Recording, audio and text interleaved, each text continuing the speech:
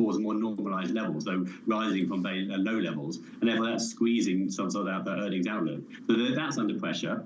Economic growth across the Eurozone is weak. So if you're a CEO of one of these major companies, you've got a lot of capital, a lot of cash on the balance sheet, but you can't grow the business. And that's why M&A is really coming back into the scheme. How do we keep going? How do we get the momentum in our shares? By expanding further. And that's why, to a degree, you see UniCredit look at raising their stake in Commerce Bank, looking at HL as well, Bank of BPM. That's certainly picking up across the sector. Philip, thank you very much. Philip Richards, Bloomberg Intelligence Senior Banks Analyst. We have a few things taking place today. It is a Monday. We get some data out of the United States. In fact, not today, this week. We get some data out of China tomorrow. We'll have market closures, many of them on Wednesday, of course, for New Year's Day, and a bit of data after that. That is it for The Pulse. This is Bloomberg.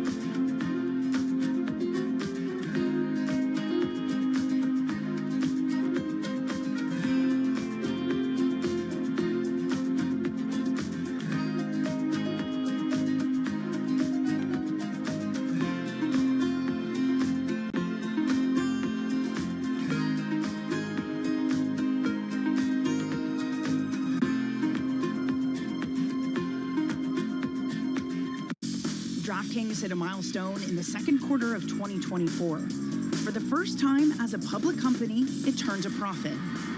Is this a new era for DraftKings? There's an inflection from when you're cash flow negative and you're operating off of equity raises from the past to when you're self-funded and you're cash flow positive and able to control your destiny a lot more. You've had your first quarters of profitability now. Does that take pressure off? Does it increase pressure? I think it increases pressure. I mean, once you start making profits, people expect you to make more, and all of a sudden you're valued on a multiple of those profits as opposed to the theoretical what could be. So very important, I think. When you're cash flow negative, you've sold a vision of what the company should be working on, and you're very focused on working on that and delivering against that. When you've pivoted to profitability, the world of what you can work on is a little bit open, and there's a lot of different ideas, and it requires more focus than ever to make sure that you are prioritizing on the most important things that are going to deliver the most value. DraftKings' solid standing in a booming sector gives them the luxury to play the long game. They're not under pressure to cut costs. When you have really strong revenue growth, you don't need that. If you look at where we are today and where we want to be and where we believe we will be, the vast majority of the incremental EBITDA is not coming from any cost reduction. It's coming from increased revenue. We don't feel like we need to cut costs because we're growing our revenue so much. We want to grow our revenue into our existing cost structure, and there's no need to reduce the cost as long as we're being efficient with what we allow our cost growth to look like. It's the world's second largest economy with a growing influence in global affairs. But geopolitical uncertainties, deflationary pressures, and questions about foreign investment linger. Bloomberg, the China Show, brings you the unmatched expertise you need to keep track of breaking news, in-depth market analysis, and the most influential newsmakers in and around China. Bloomberg, the China Show, weeknights at 8 p.m. Eastern Time, right here on Bloomberg. Context changes everything. Key investors, top executives, global innovators. Join me for in-depth conversations with the biggest newsmakers on the day's top stories. Insight with Haslinda Onen, only on Bloomberg. Jumpstart your trading day on Bloomberg Open Interest. 2 hours of single stock stories that are driving the opening bell action. We'll take you to Wall Street, Main Street, the C-suite, and beyond. These are companies that are growing their market. The great companies in the U.S. are the companies hitting the cutting edge. That's a different story. Get the inside track on what's buzzing in markets. With the players who are shaping the narrative. If you have bad earnings reports, you're going to get punished. They're not buying what the industry is selling. Join us on Bloomberg Open Interest. Weekdays at 9 a.m. Eastern, only on Bloomberg. Bringing you up-to-the-minute geopolitical news whenever and wherever it happens. I'm David Gura in Rio de Janeiro, Brazil, and this is Bloomberg.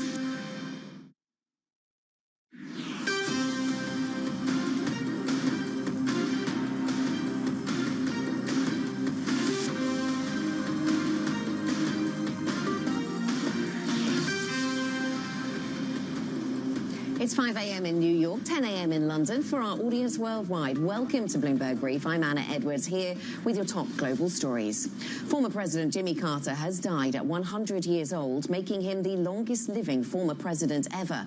During his presidency, he brokered a historic peace accord between Israel and Egypt in his single term, but also faced challenges such as high inflation and the Iran hostage crisis. President Biden spoke about Carter's legacy. Today, America and the world, in my view, lost a remarkable leader. What I find extraordinary about Jimmy Carter, though, is that millions of people all around the world, all over the world, feel they lost a friend as well, even though they never met him. And that's because Jimmy Carter lived a life measured not by words, but by his deeds. In other news, investigators are preparing to analyze the flight recorders for clues on South Korea's worst civil aviation accident that left all but 2 of the 181 passengers dead. The Boeing 737-300 aircraft skidded down a runway at Muan International Airport on its belly before bursting into flames. A second Jeju Airjet suffered a landing gear malfunction but returned safely a day after the tragedy. House Oversight Committee Chair James Comer is urging President-elect Trump to intervene in the House speakership vote, with some Republicans still remaining uncommitted to current Speaker Mike Johnson. The vote is scheduled for January 3rd, and Comer warns that internal fighting within the Republican Party could lead to the delay of the certification of Trump's election victory. Let's have a quick check on the markets for you. This is the picture across a host of U.S. assets. U.S. equity market futures pointing downwards today, expecting to see a little bit of weakness after we saw selling during Friday's U.S. session. We certainly see that natural gas prices are higher, cold weather having something to do with that, and quite a bit of stability in the U.S. 10-year yield this morning. Let's have a look at some global assets, and we see European stocks on the back foot, picking up from where the U.S. left on Friday. European gas futures down a touch after recent gains, though. A lot of geopolitics at play here in Europe as we bring this year to a close. And the euro-dollar fairly stable after we got CPI data out of Spain. We'll be back in half an hour or so. We'll bring you more market updates as we bring 2024 to a close. This is Bloomberg.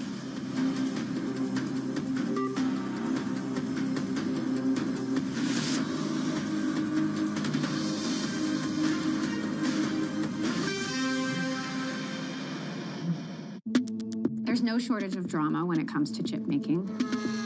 Even when you're winning, the game changes. Do you ever feel like you're running a race that just never stops? Oh, of course. Of course, absolutely. That's exactly what we're doing. I'm running like a different company every few years. Like the industry is changing that fast.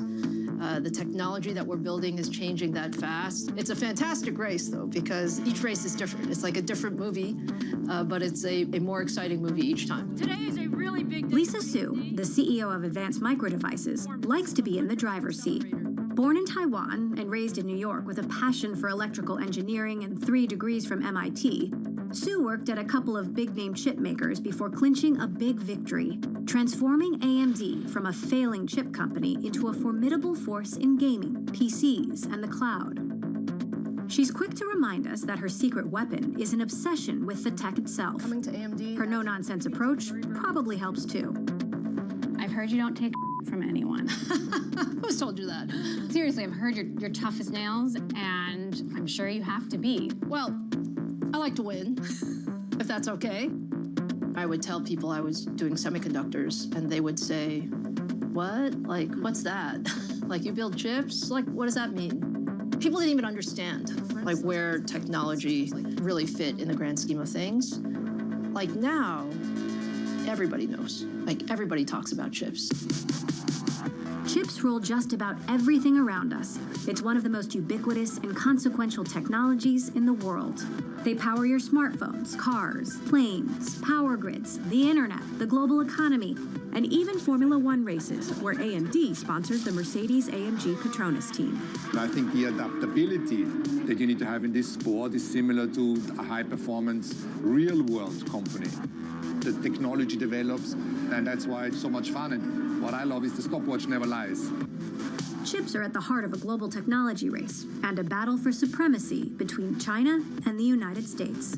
So for the AMD CEO, the heat is on. She's in the middle of a race of her own, pulling off the impossible by surpassing arch-rival Intel, only to find that AI has completely changed the game, and now NVIDIA is in the lead.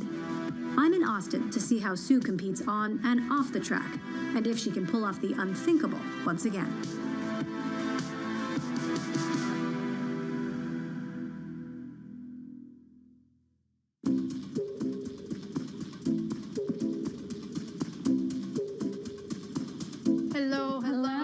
Thank you so much for doing this. Oh, thank you. Thank you for coming. So the first thing we did when we got here is we went to your lab and your engineers made us this chip.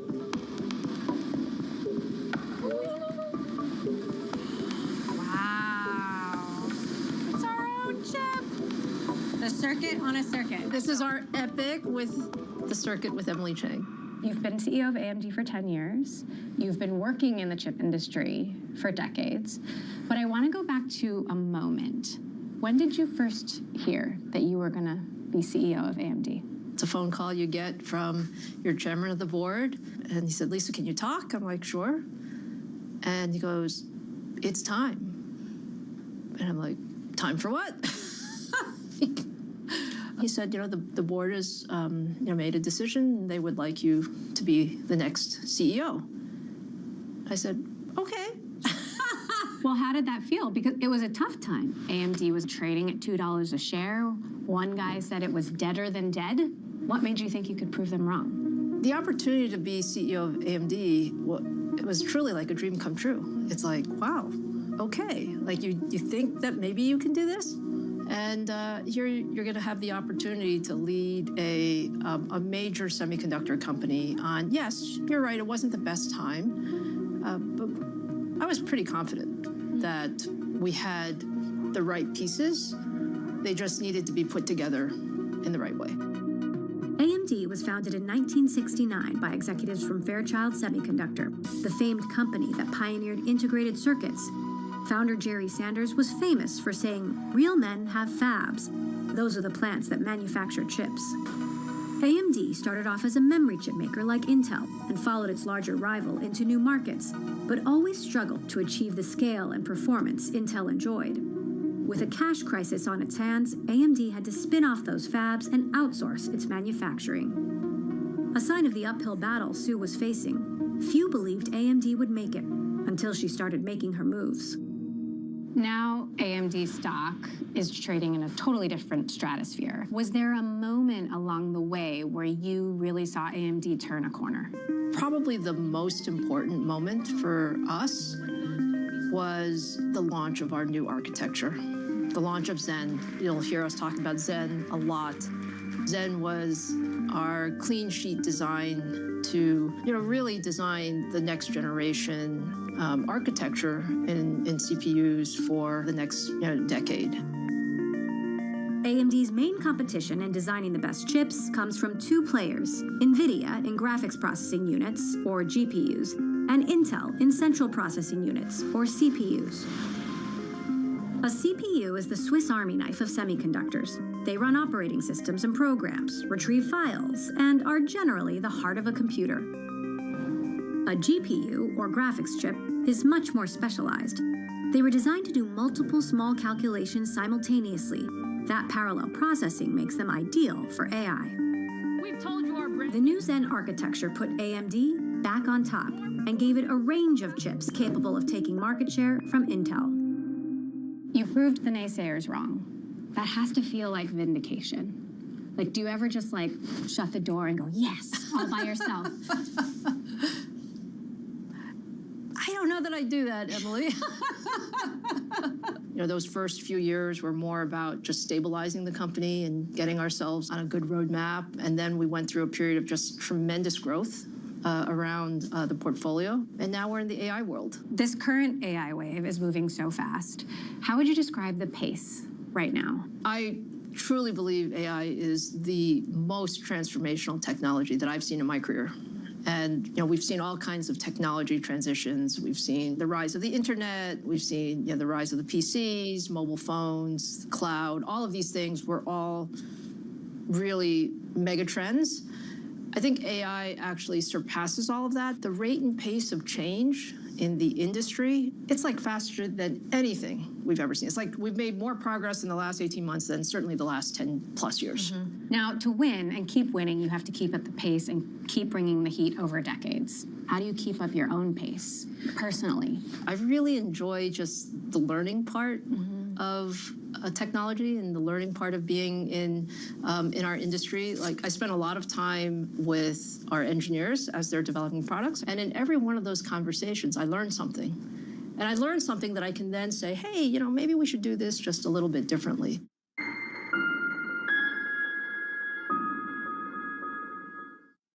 Good morning. This is Bloomberg Surveillance. Welcome back to the opening trade. This is Bloomberg Technology. This is the Asia Trade. This is Wall Street Week. Welcome to Balance of Power. This is Bloomberg. Get your fixed income fix. Watch Bloomberg Real Yield every Friday at 12 p.m. Eastern right here on Bloomberg. Context changes everything.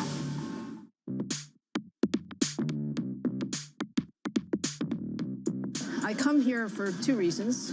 I come when there are good things, because I want to be able to see some of the new technology myself.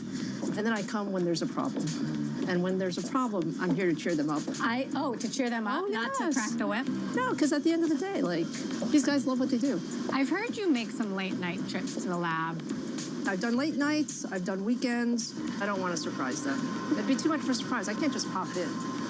You might have a heart attack. That's right. I'm going to show you some of our latest tech. This is a gaming chip. We're pretty sure when it launches, it will be the fastest gaming chip in the world.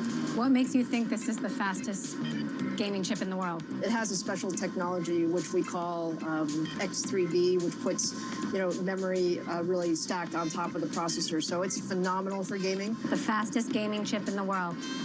Does it look like it? Who would know? She would. We talked a lot about AI. Yeah. You need to at least see the technology. I want to see it. So let's take a look here. Bring it on. Yeah. So what we have here is these are our AI chips. This is MI300. Engineering sample, it says, and this is how it looks actually on the board. It's heavy. The weight of AI. So this is currently in production. One of the things that we run is sort of a lot of the AI workloads, the stuff that's running on Microsoft Azure, GPT, GPT-4o, those things they're running on MI300 Meta's Llama. Did I hear that you refer to these machines as your children?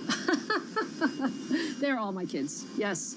So if you were to actually step into my library at home, you would see chips galore, because every time I launch a chip, like I save that as a souvenir. And there's no favorite, although I have to say, this one has gone a long way. So shh, don't say it too loudly. In this new race to deliver the best chips for AI, Sue is focused on catching up to NVIDIA. A niche player that got its start in the 90s making chips for computer graphics and video games, NVIDIA realized early on that its GPUs could be pivotal for AI, and suddenly blew past its competitors when ChatGPT came on the scene. NVIDIA's chips are the hot commodity for Meta, Google, and Amazon, sending its stock through the roof and besting Apple as the most valuable company in the world. NVIDIA is seen as the dominant force in AI right now, and AMD is widely considered the next best option. Is that good enough for you? Do you like being seen as the underdog? I wouldn't call it a like or dislike. What I would say is, AMD has had a history of doing amazing things.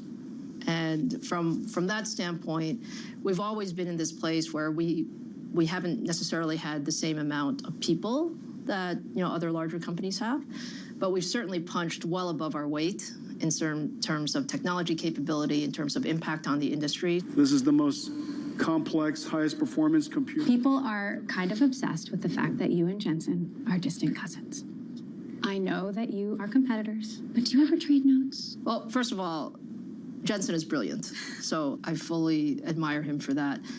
We were really distant, so we didn't grow up together. We actually met at an industry event. So it wasn't until we were well into our careers. So no family dinners, just to put the rumor to rest. No family dinners. And it's an interesting coincidence. So many of your customers are building their own chips. Hyperscalers like Apple and Meta and Google and Microsoft and Amazon. Is that a threat? This is a huge market, Emily. There's like more than enough chips for everybody to build. And the beauty of this is everyone's recognized that chips are so important. Yes, so it's natural that they're going to have their own capability. Has the shakeup of a very established industry surprised even you? It has a little bit, I have to say. When you think about this conversation about the resiliency of the world depending on, semiconductor diversification, like those kinds of things. They're big things. They're beyond an industry. They're really sort of underpinning sort of the global economy, underpinning national security. It is something that, for someone who's been in semiconductors for a long time, it's different. This is a very complex business with trillions of moving parts. One wrong bet or manufacturing delay can cost billions and give competitors the chance to jump ahead. Just ask Intel. It's just been a stunning fall from grace. This company used to be the world's dominant chip maker. Over the years, they have fallen away from being the leader. Their technology is not advanced. We saw the worst share decline in about 40 years for the company. They gave a very grim growth forecast. They also made or announced plans to slash 15,000 jobs. They've always been on the brink, and they always seem to find a way, but we've never seen anything like this. Back in San Francisco, I wanted to get perspective on the changing dynamics of the chip industry from Bloomberg reporter Ian King, who knows the stakes better than anyone else. Explain the pace of the chip industry. Does it feel like a race to you? It's absolutely a race. It's a murderous race. You fall behind, you are in big trouble. For decades, Intel had more resources than anybody else, more revenue, and was way ahead. It set the agenda. Takes 5 years off, basically made some bad decisions that it shouldn't have made, and now we're in a position where they might never catch up again, right?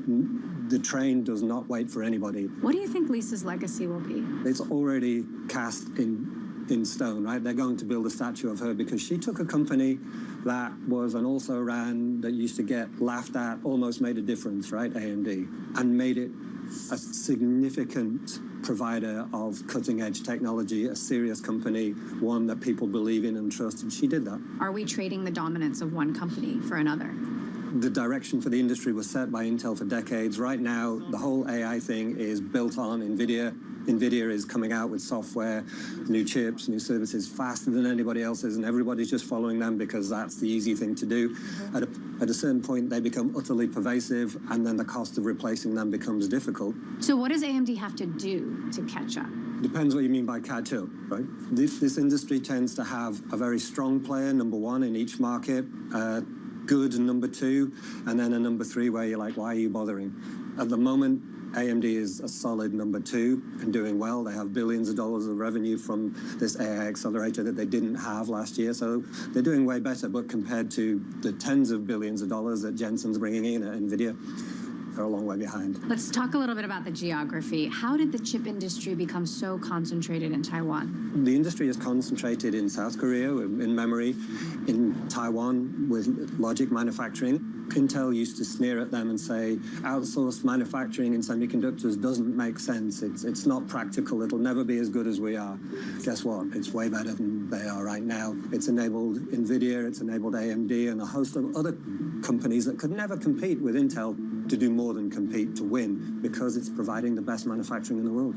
However, this has created a very geopolitically difficult situation. Taiwan is at its closest point about 100 miles away from the coast of mainland China, as you know. China regards Taiwan as a rogue province and part of its sovereign territory. That tension has existed. The US has been the guarantee of Taiwanese safety. With chips becoming more and more important geopolitically, and we've seen that tension arise, obviously there's concern that maybe China takes a strategic look at Taiwan in terms of taking hold of it. Will silicon ever move back to Silicon Valley in a meaningful way? Like, will chip manufacturing come back to the U.S.? I think we will see chip manufacturing back in the U.S. I think we should recognize, though, that the semiconductor world is global. Like that ship has sailed. Was moving manufacturing abroad a mistake? In hindsight, I think we would have been happier if there was more manufacturing in the U.S. American manufacturing, the backbone of our economy, began to get hollowed out. Companies moved jobs overseas. Today, we're down to producing only around 10% of the world's chips, despite leading the world in research and design of new chip technologies. Key investors, top executives, global innovators. Join me for in-depth conversations with the biggest newsmakers on the day's top stories. Insight with Haslinda Onen, only on Bloomberg.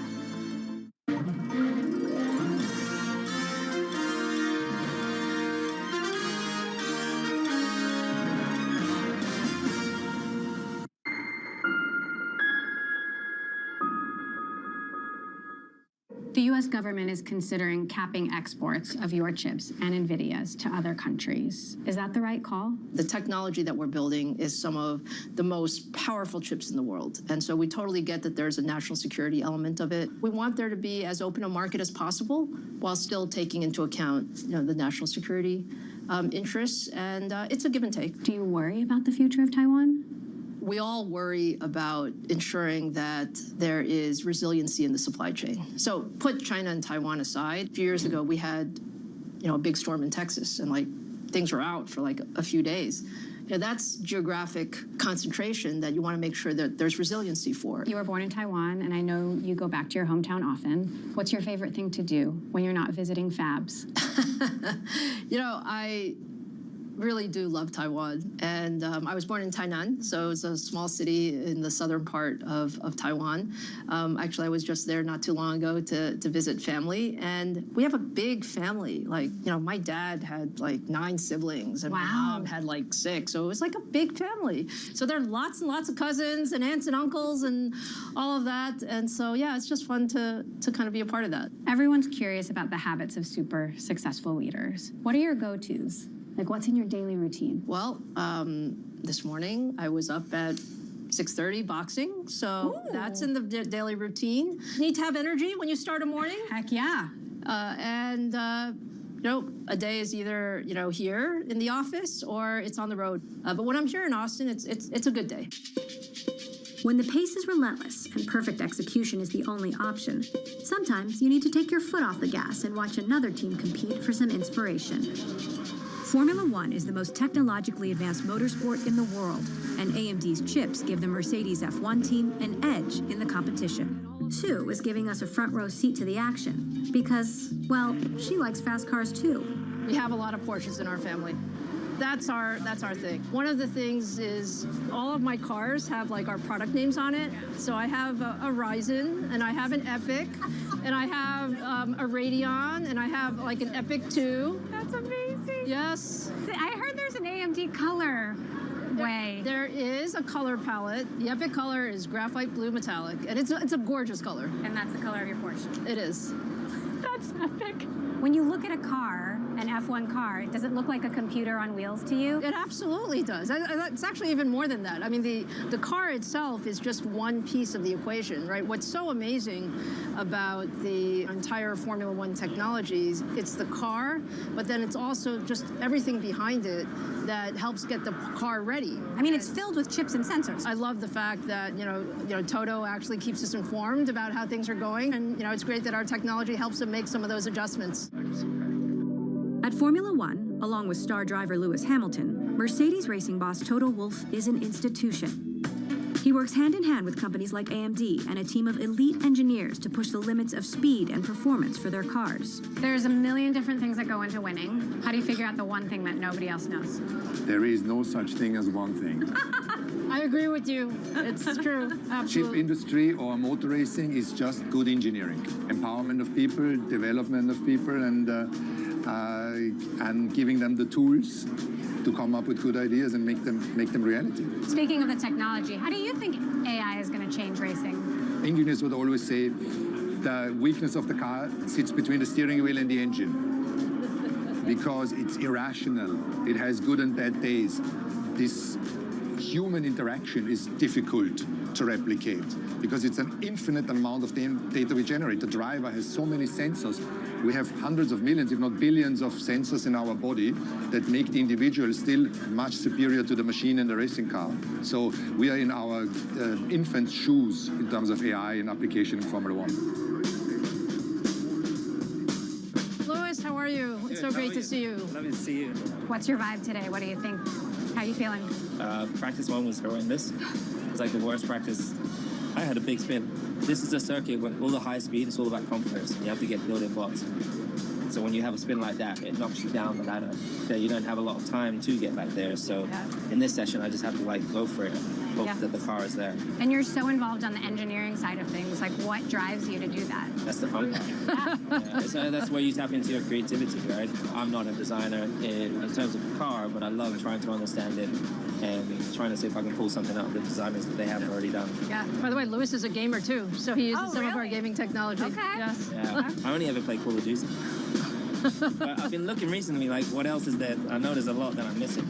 The thing that there's such a nice parallel with Formula One is we learn in every race. It's the same thing in our world in technology, right? We learn with every customer environment that we put our technology in, with the entire F1 season. Like every race, you learn something and you adjust. While it's still early days in the next great technology race, Sue has shown she can master a pivot and deliver results, something none of her predecessors could at a company that many had written off. And typical of Sue, she skips the victory lap and is laser focused on the next step forward. What else do you want to accomplish in the world, aside from making AMD succeed? I'm passionate about the next generation of leadership. So I was very lucky in my career. People paid attention and gave me opportunities. I believe that's part of my job as well. There should be more women in technology. I think there are more. Like, we've made a lot of progress over the last number of years, but there's a lot more to do. So what's the lesson in there? Have confidence in yourself, right? Take a chance. Like, don't worry about failure. Like, sit in those meeting rooms and say what's on your mind and volunteer. I was given this advice when I was a young engineer. It was, run towards problems. And what does that mean? It means, look, we're all going to work really hard every day. You might as well work really hard on something that is really important. And so look for that hardest problem to solve and volunteer to help, because you're going to learn a lot in the process. You're going to distinguish yourself. And what's the worst thing that's going to happen? Like, you make a mistake. Okay, fine. Get up. The next day is another day, and you will have learned so much in that process.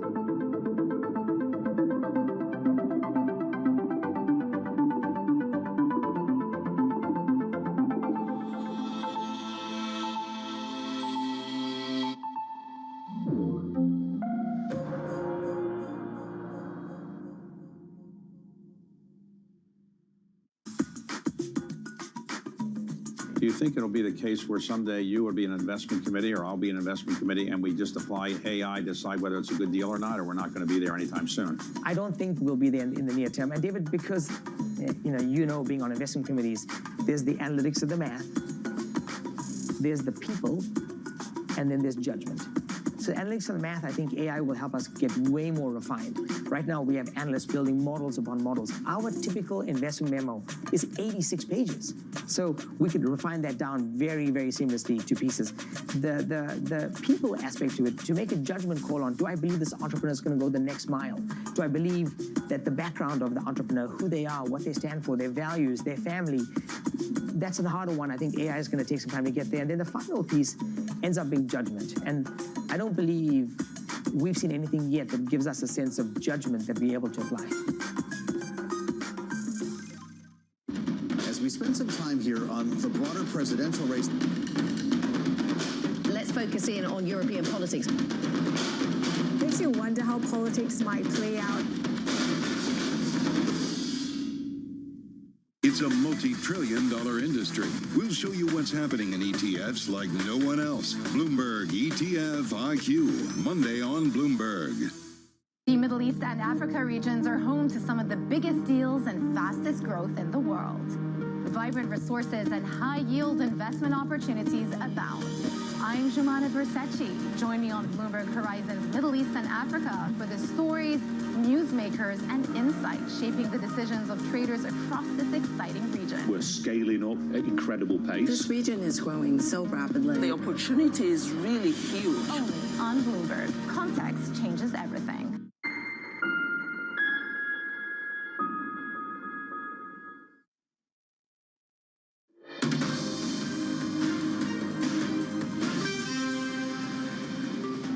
From our European headquarters in London, welcome to Bloomberg Brief. I'm Anna Edwards. Here are your top global stories. Former President Jimmy Carter has died at 100 years old, making him the longest living former president ever. During his presidency, he brokered an historic peace accord between Israel and Egypt in his single term, but also faced challenges such as high inflation and the Iran hostage crisis. After leaving office, Carter founded the Carter Center and was awarded the Nobel Peace Prize in 2002. Investigators are preparing to analyze the flight recorders for clues on South Korea's worst civil aviation accident that left all but 2 of the 181 passengers on board dead. The Boeing 737-300 aircraft skidded down the runway at Muan International Airport on its belly before bursting into flames. A second Jeju Air jet suffered a landing gear malfunction but returned safely a day after the tragedy.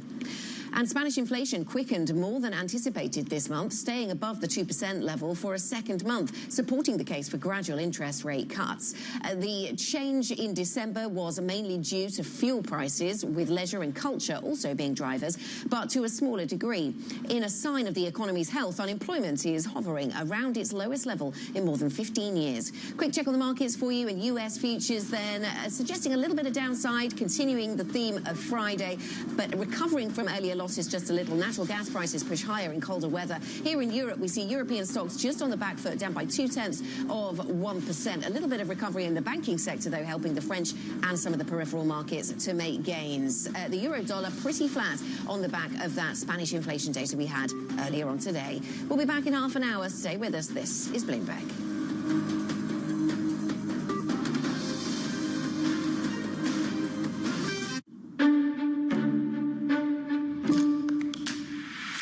The last minutes of the gold medal game, what was happening? Those last 3 minutes, it was just, how do you get to the finish line? And the first shot went in. He sticks it! Basketball guys were basically like, yo, you just, I found a good look. Thankfully, they all went in. Ridiculous! The unreal energy in the building, playing France, in France. First time experiencing that at that stage. My Aisha was there, my family is storybook stuff for sure. Storybook energy. I mean, was it unreal? It was incredible. It happened so fast. It did, that's the thing. But it was awesome to see. Over the double team. NBA superstar Stephen Curry has had a lot to celebrate lately. Deep three. Known for sinking triples from almost anywhere on the court, he's recognized as one of, if not the, greatest shooters of all time. I have never seen anything like that in my life. It's uncanny. I don't think there's ever been a guy in our league to be able to shoot the ball as well as he does. Kids now don't want to go to the rim. They want to shoot from the outside. They want to be cool just like this guy. Performance anxiety is real. It's a lot. But I still love it. I still enjoy it. I still love the grind of it. Drafted by the Golden State Warriors back in 2009, Curry has propelled the club from a forlorn franchise to the NBA's most valuable team. The fourth title in 8 years. People ask me, well, what's the one thing that turned the Warriors around? It's Steph Curry certainly helped, having him on your roster. The four-time NBA champion has now staked his claim to basketball's Mount Rushmore and is one of the most marketable athletes in the world. His cultural cachet has given him outside influence in the corridors of power. He's so in the zeitgeist that he's been name-dropped in more than 100 songs. Been cooking with the salt, Chef Curry with the pop. Been cooking with the salt, Chef Curry with the pop, boy. All this while Curry has built a sprawling business portfolio that spans brand partnerships, media, investments, and philanthropy. The question now is, can Curry extend his winning streak to the boardroom? Will his Curry brand with Under Armour ever compare to Nike's Jordan? Will his bets off the court pay off? I talked to Curry about his long shots, his growing business empire, and his legacy beyond basketball. Winning record on a road trip, you take that any day of the week. You've been wearing the number 30 since college, all under your 30 Inc. umbrella. They're the sneakers, your production company, VC fund, the foundation, chase it all with a little bit of bourbon. Was there a moment where you decided you wanted to be more than a basketball player?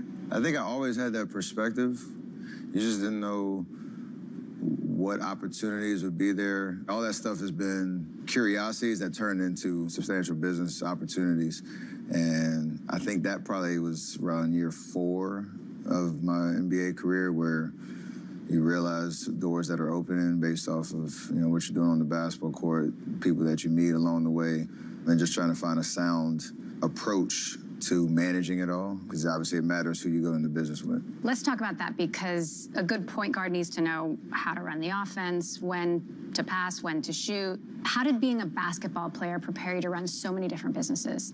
Well, first, going to Davidson, it allowed me to have a perspective of, it wasn't just about basketball. Like, there was a nice time management, intellectual journey at Davidson that kind of gave me a balance as well. So it wasn't just 100%, I'm just going to the gym and hooping. That's the only thing I can offer this world. Basketball is not an individual sport. It requires 5 people working in unison. You got to have different roles that everybody buys into. And I think maybe a little bit of imagination as well from a point guard position. Like, you got to have a little creativity and a little flair, the way I play at least. So that's helped off the court too.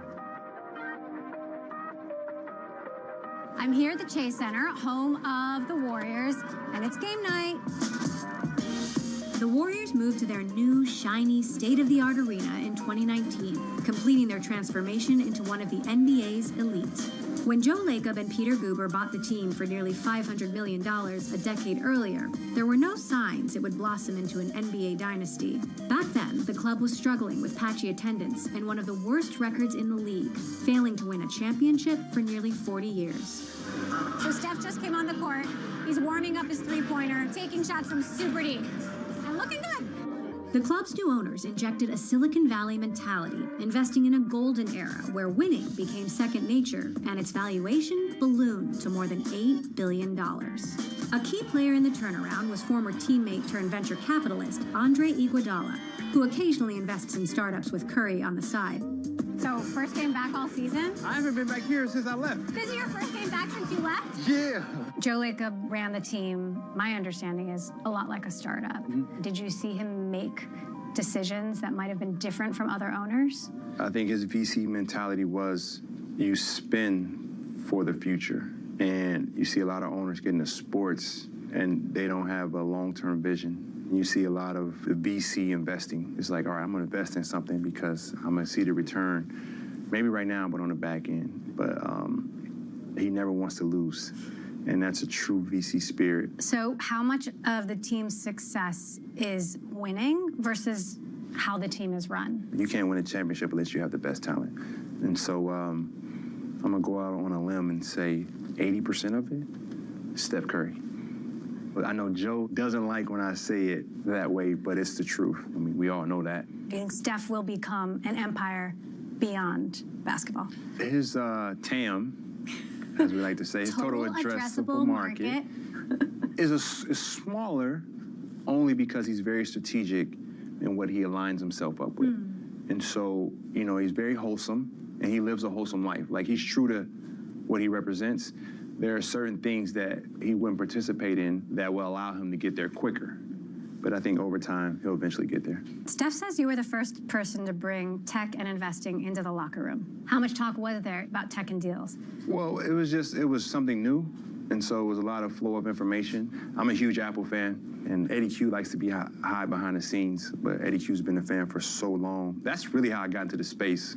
Steph was having conversations of, what's the hottest tech company? You're going to see it come together, especially in a place like San Francisco, the Bay Area. Wherever that city is, you're going to get the vibes of that city.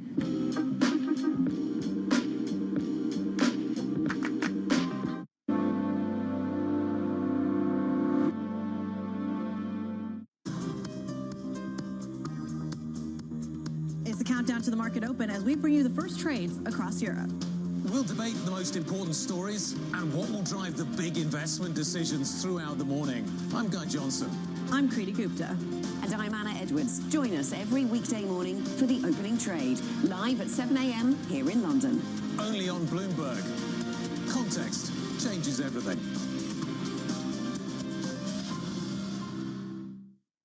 Bloomberg has the Fed decision under surveillance, with the fastest coverage and exclusive analysis, including Powell's press conference. Nobody covers the Fed like Bloomberg. U.S. jobs numbers are released. Bloomberg has the report under surveillance with crucial data and expert analysis at terminal speed. Nobody covers jobs day like Bloomberg. Tech folks, VCs now fill up the courtside seats, mostly at the Chase Center. Oakland legend Mr. Fab said the vibe is now all about rich techies. How has being tight with Silicon Valley influenced the club for better and for worse? It has changed the demographic of, who's coming to our games, but it's a give and take of, continuing to elevate the brand of what, being more Warriors basketball is about, and obviously championships and all that, but also honoring, the history of where we've been. That's something for me that's extremely important, why our foundation is based in Oakland. It's why I still have a flag there and want to continue to represent the community that supported us for so long. Business is business. It's tough. There's definitely some hard parts about it as things evolve. You did a deal with FTX and, did some commercials. This is Steph Curry, the world's leading expert on cryptocurrency. I'm not. Tom Brady did it too. Lots of celebs did. Obviously, that went super sideways. The whole FTX thing. What did you learn from that? It went crazy sideways, and you make decisions based on the facts that you have in front of you and take some chances. Like, obviously, nobody wanted to see it play out that way, and it's obviously way bigger than just me being an endorser for the company and some of the names that you mentioned, but it's one of those shots that you took that didn't pan out, and obviously the legal process is settling itself, and it's unfortunate the way that it went. I think it was a shock to a lot of people, not just me, the way that it turned out. You take that one on the chin and keep moving. You just produced and starred in your own TV show about you. And about Stephanomics, which is a running joke in the show. Stephen Curry is like a small country. His GDP is roughly the same as Nicaragua. His chief export is buckets. But it's not a joke. Stephanomics is a real thing, isn't it? Yeah, there's definitely some truth in there for sure. It might have been a little embellished or exaggerated, but you understand like the business of basketball and the business of everything else off the court. So I don't talk about it as much, but there's a lot of truth in there for sure. One way for elite athletes to stay relevant beyond retirement is building their own brand. Launching a signature footwear or apparel line has become part of the playbook, and Curry has bet on the underdog. He signed with Under Armour, angling to take on Nike, the undisputed leader of the sneaker world. Curry started his pro career wearing the iconic swoosh until Nike misplayed its shot, and he went to Under Armour in what would become the marketing steal of the century. A former Nike executive said that if you had stayed with Nike, your business would have been a monster. How do you respond to that? There's a reason I'm not there. I've always been an underdog. It's kind of my mentality. And when I joined Under Armour back in 2013, the basketball roster was pretty slim and basically starting the category from scratch. So to be a signature athlete for the 7-8 years that I was there, to then turning it into a Curry brand and the success that we've had, I'm super proud of that, to be honest. But the fact that I took a chance and wanted to create something on my own and, I'm sitting where I am right now, that speaks way more than saying, what could have been with Nike.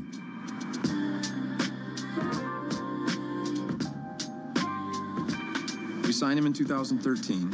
We launched his first signature sneaker in 2015. After 3 championships, 2 MVPs, we sat down to do an extension, and I think it was something that was very important to him based on some of the success that he had over that last 3 or 4 years, that he wanted to have his own standalone brand. After the Olympic win, Curry embarked on a week-long tour of China, opening his brand's first-ever store there in a play to boost its international footprint. The crowds were so overwhelming, they had to cut the trip short.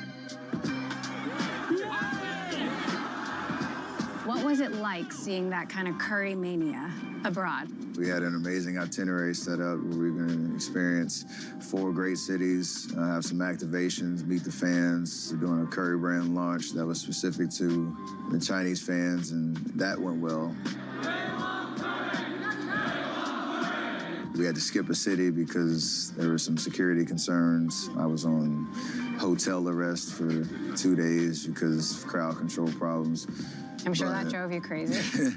It did, but it was also flattering. And I appreciate that love. We want to be able to obviously do those trips in the future and figure out a creative way to still have a presence there.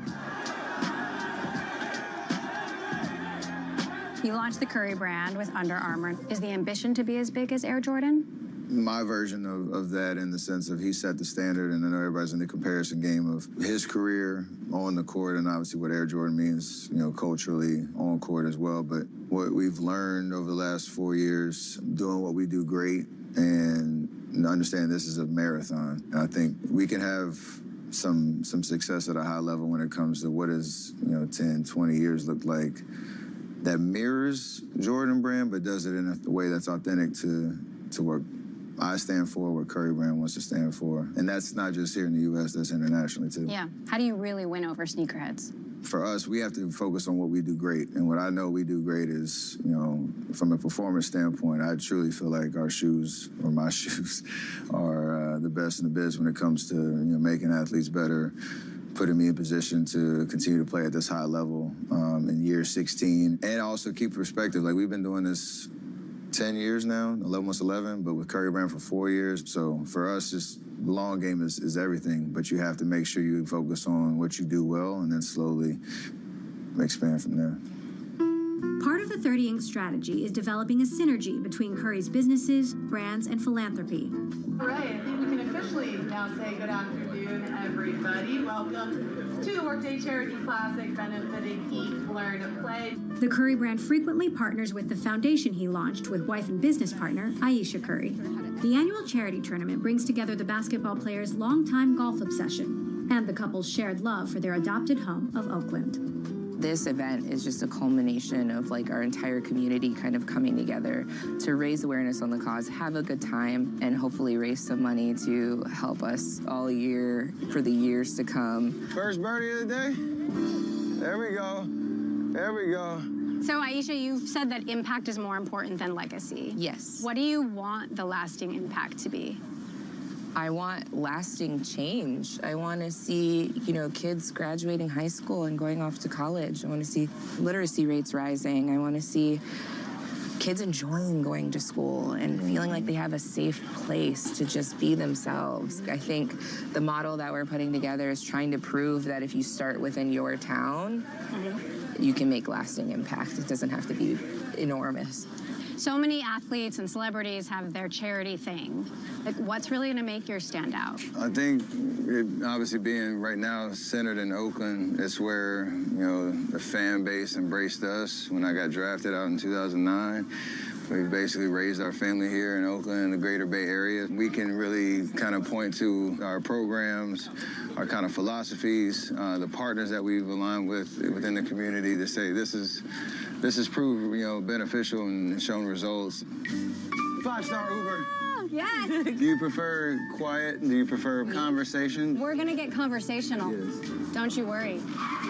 Whoa. Is this really a 5-star Uber? I'm not so sure. Off to a rocky Heavy on start. the brakes. Don't worry about it. I'm going to put it back here. Where are we going? Clark did a change, too. I see you. Yes, sir. So how often do you guys actually golf together? A lot more now. Oh, yeah. So she just really picked it up 2 years ago. Don't worry. I'm going to do that 3 times. Yeah.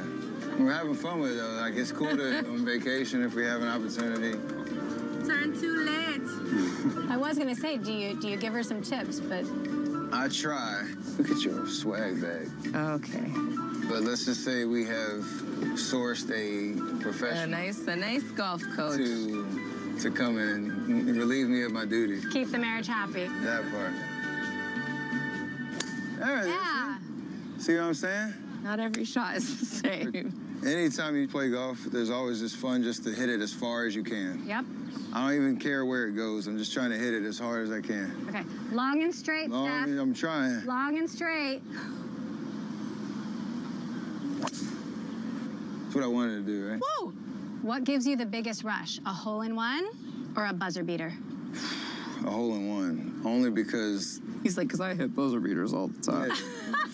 Like basketball, that's your job, right? Obviously, it's a cool moment if you hit a game winner, buzzer beat, or whatever. But Steph for the win. Yes, sir! People have been playing golf their whole life. And millions and millions of people have never had one. So when you do get one, you celebrate it. I have two now. So I saw the Tahoe one. One was the Tahoe. That was the loudest one.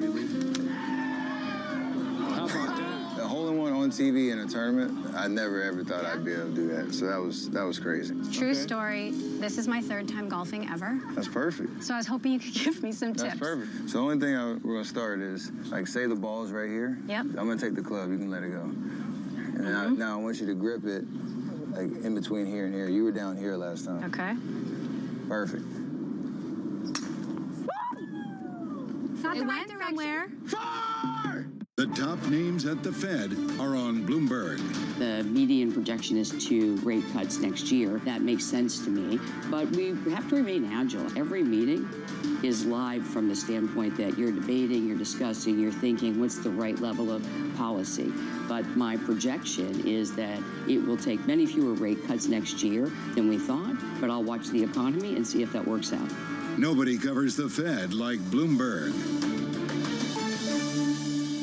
From the world of politics to the world of business, Joe Matthew and Keely Lines deliver news, insight, and analysis live 2 times a day, every trading day. Balance of Power at 1 and 5 Eastern, only on Bloomberg. Join me each week on Wall Street Week for stories of capitalism from business, markets, economics, tech, and climate. More than what you need to know, it's what you need to think about.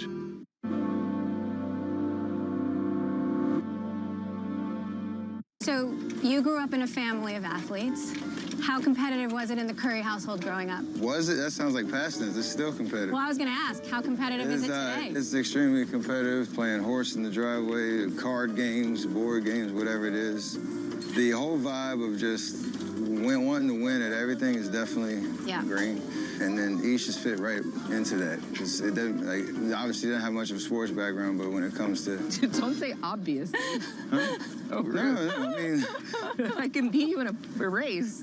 I got video footage of her beating me in a foot race at Under Armour's headquarters. I'm fast. That's your blackmail. She's track. Coordinated. You started the Underrated Golf Tour to open doors for young golfers of color. Why do you think golf is still so stuck in the past? The historical nature of,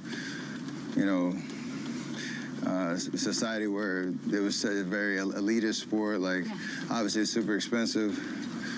You have to have property and places to go play. And obviously there's the public golf scene versus the private golf scene. It's really evolved over the course of time. And I think right now we're at a inflection point on getting kids access to a sport that has been predominantly, male and white driven for a very long time. So I'm trying to do my part to create a vision and inspiration around, like, okay, if you are talented enough, 1, can we get clubs in your hand earlier in life? 2, can we get you, the financial support and the access to coaching, equipment, being able to travel around to different places to be a part of tournaments and stuff like that. And also giving kids a vision, like, oh, I see young black and brown kids out there on the course. Oh, they're really good at golf. Oh, that might be something for me. I would aim it, like, right here. Okay. Is there a secret to this part? Not at all. It's just whatever you feel is right. Oh, yeah. So you're both in the same boat. You hit the perfect line. You just didn't hit it hard enough. Okay. Give it enough Hemi. Hey. After basketball, pro golf? No. No appetite to try to pursue a professional career at all. Okay. At all. I'll believe it when I don't see it. At all. You've got Olympic gold. You just extended your contract a few years. How will you know when it's time to hang up your basketball shoes? Like, how much longer do you want to play? I have no idea how I'll know, except I've talked to plenty of people who've been in that situation where there's 2 ways to really go out. Either you're forced out or you go out on your own terms. But I hope to be in a situation where you kind of consider how your body feels, what it takes to get ready for games, the off-season training that goes into preparing yourself for an 82-game season, there will be a clear sign that it's time to hang it up. I don't want to be the one that's limping up and down the court trying to keep up with the young bucks. But I don't think I'm anywhere close to that yet.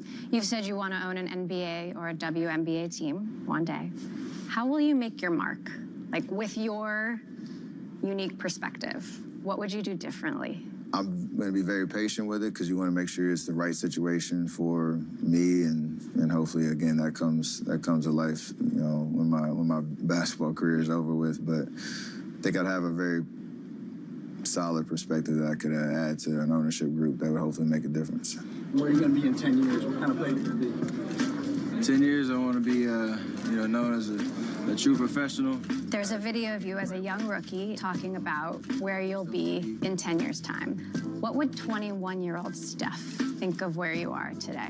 Obviously, be super proud, and a lot of it's not just because of the accomplishments, which are beyond my own imaginations when I was 21, but the fact that not only have I experienced greatness on the court, but things we've talked about off the court from a business perspective, my family, and the fact that now in year 16, which is a big year for me and my family, my dad played 16 years in the NBA, and that was always a goal for me to hit that milestone, and now I'm right in the middle of it. To have that as something that me and him can share now is pretty special. So it all is, again, beyond my wildest dreams, is something that I think 21-year-old me would be super proud of.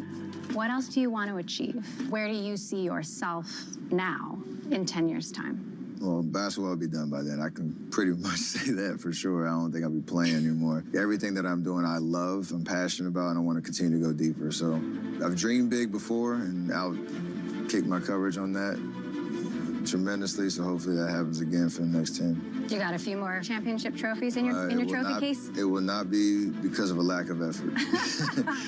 And I'm going to try my hardest. It's Curry for the record. It's good. There it is. Stephen Curry. Greatest shooter of all time.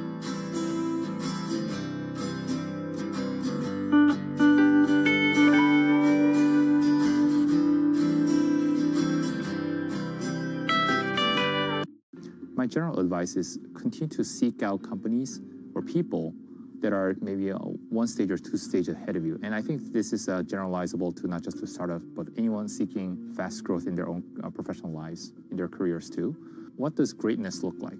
Try to seek out people who've been there, done that before, and then try to not connect with one, but try to interview 3, 5, 10 people to see what is a general pattern of greatness that look like that will get you to the next level of the company, next stage, maybe a year, 12 months from now, 24 months from now. Seek out people who kind of went down the path a few times. Then you'll start to find this pattern that start to emerge. What are things that you need to have 12 months from now, 24 months from now that you currently don't have? Then try to build a path towards that. Almost like Amazon's or Jeff Bezos' mantra of working backwards. Think about what your end game or next stage look like, and then figure out your steps to getting there, and who do you need to work with, upgrading or coaching your existing team or recruiting from somewhere else to really level your leadership. Because ultimately, the job of a CEO is to do 3 things, right? One is get the strategy right for your company, making sure it's executed, get the right teams onboarded, getting the resources, whether it be fundraising or allocating your resources. So strategy, people, or team, figuring out how you need to navigate those things to get to the next level.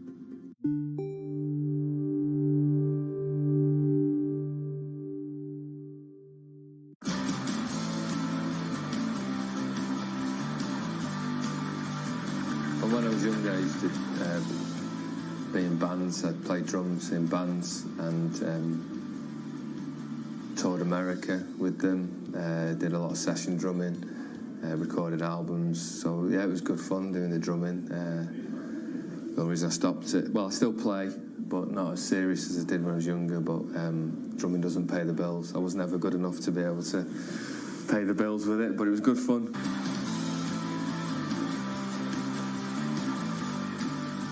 I started RJF, and the reason I started it was I saw a gap in the market for particular early stage and startup businesses. With the experience that I've got of running businesses, of being a finance director at the very biggest companies in the world to being finance director of small startups, we were looking at providing more than just basic accountancy services. So yes, we'll do all that. We'll do all the basic, all the statutory side of things that you need to do. But there's so much more value that we can add, and I wanted to have my experience to help these startups, because a lot of them don't really know where to go.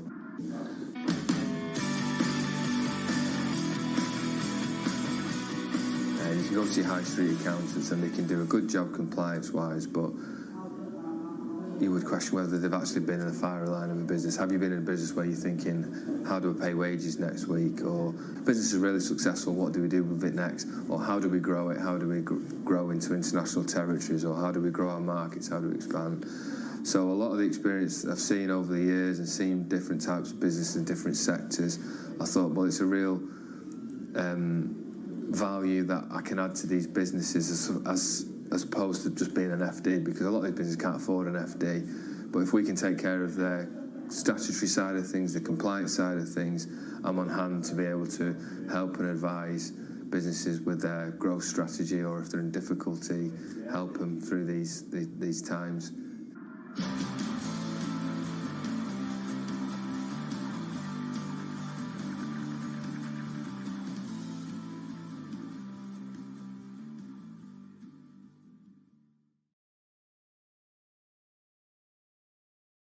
Look at the euro.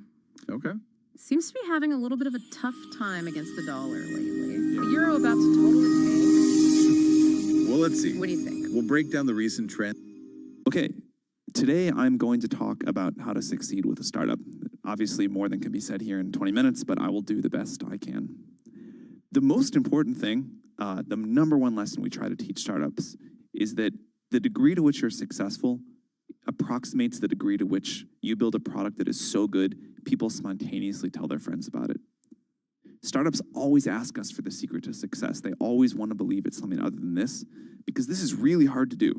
But this is it. If you can build a product that is so good, people spontaneously tell their friends about it, you have done 80% of the work that you need to be a really successful startup.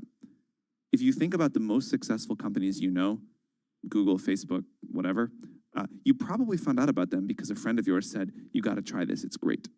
So this is the bar. Something that people love so much they tell their friends about it. One important indicator for a product like that is a product that's simple to explain and easy to understand. If you can't explain in a few words what you do, and if at least some people don't say, oh, that's pretty interesting, that's usually a mistake. It's usually a sign of unclear thinking or a need that is not big enough. I want a bank that shows me what I spend instantly. We're Monzo. Give us a go. See? I want a bank that can help me budget for the things I need, like a new leather jacket for Bingo. We can do that. Bingo's my cockapoo. Hi, Bingo. It's a real faff to sign up. It takes less than 10 minutes. Race you. You're on. Time's up. How'd you get on? It's a draw. Is it? We hear you, Bingo. You make Monzo Monzo. Hi, I'm Laurie Haynes, CEO and co-founder of Shirar, and I'm really excited to tell you that we are going to be raising funds for Shirar again. After a successful raise in 2023, it's time to scale. We hope that you enjoy the pitch deck and the financial model. Any questions, please don't hesitate to ask us, and we can't wait for you to be part of Shirar.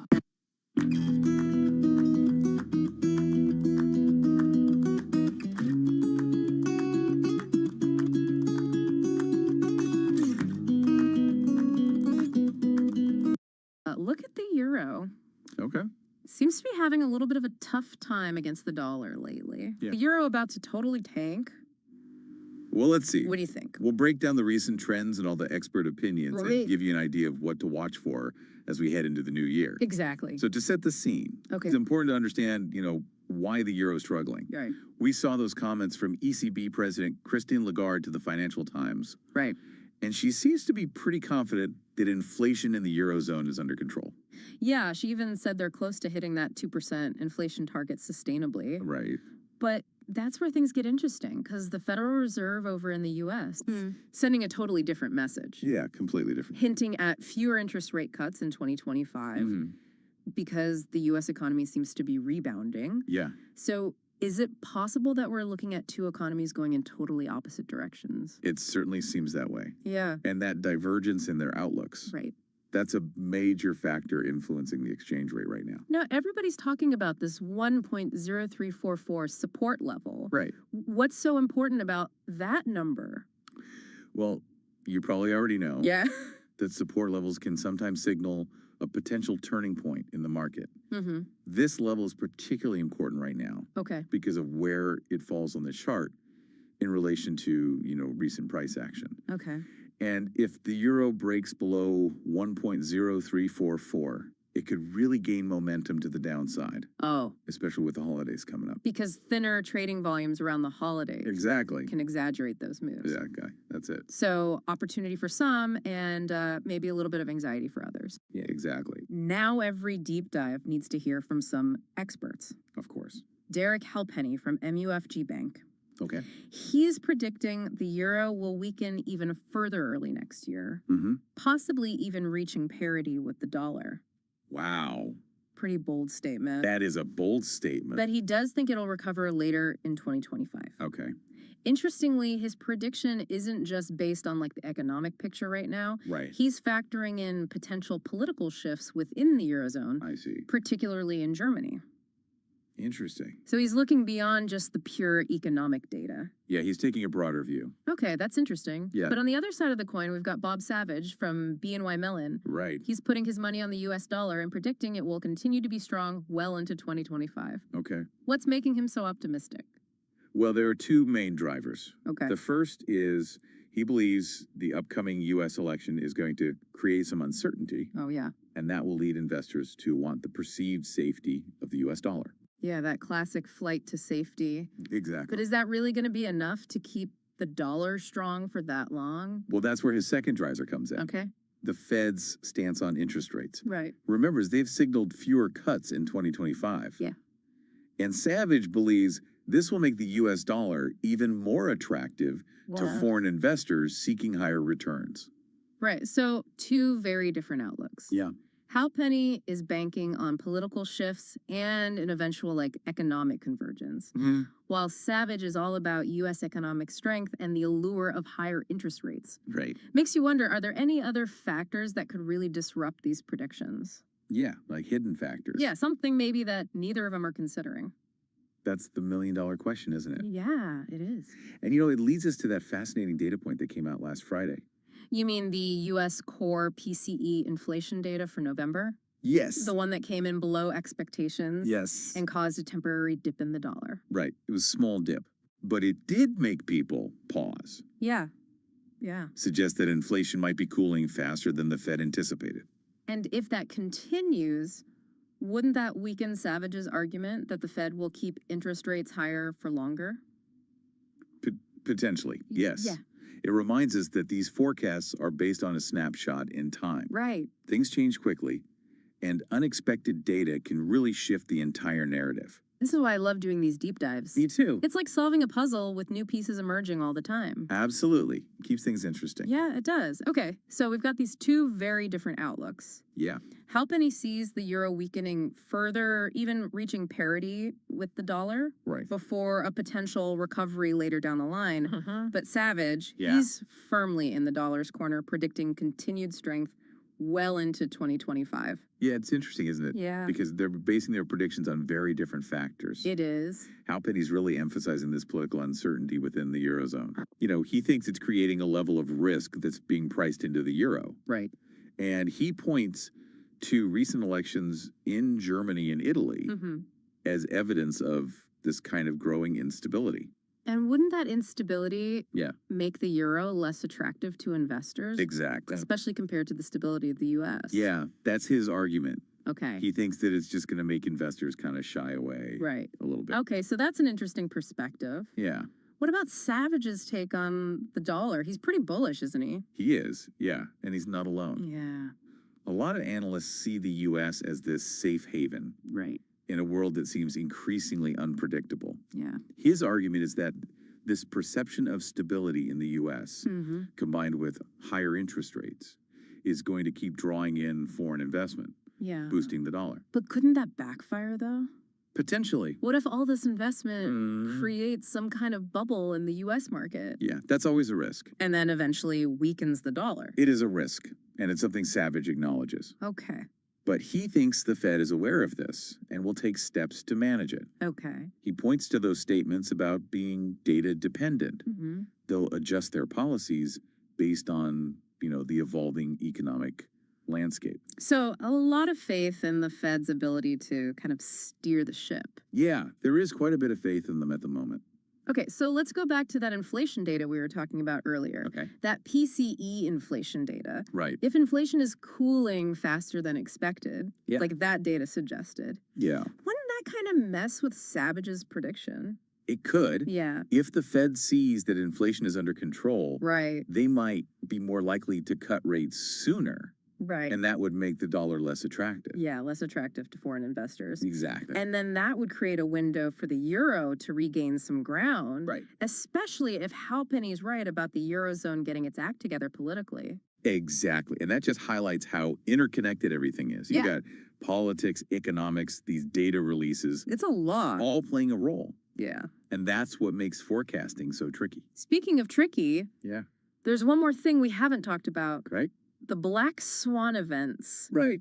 That could just totally upend everything. Yeah. Those global events that nobody sees coming. Yeah. Things like geopolitical tensions, natural disasters, or, crazy election results. Oh, yeah. They could completely shift sentiment in the markets. And those are impossible to predict.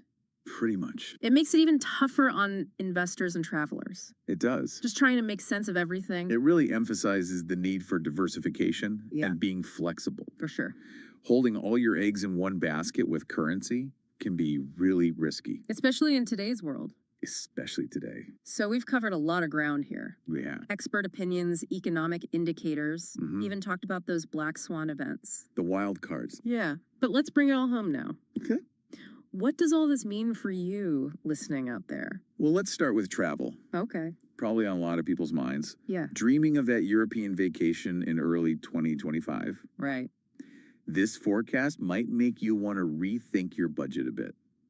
Because if the euro drops, like Halpenny says, Yeah. your dollars are going to go a lot further. Exactly. Talking about big savings on, flights, hotels. Mhm. Even souvenirs Oh, yeah. could really make a difference. But timing is everything. It is. If you're flexible with your travel dates, it might be worth waiting a little bit.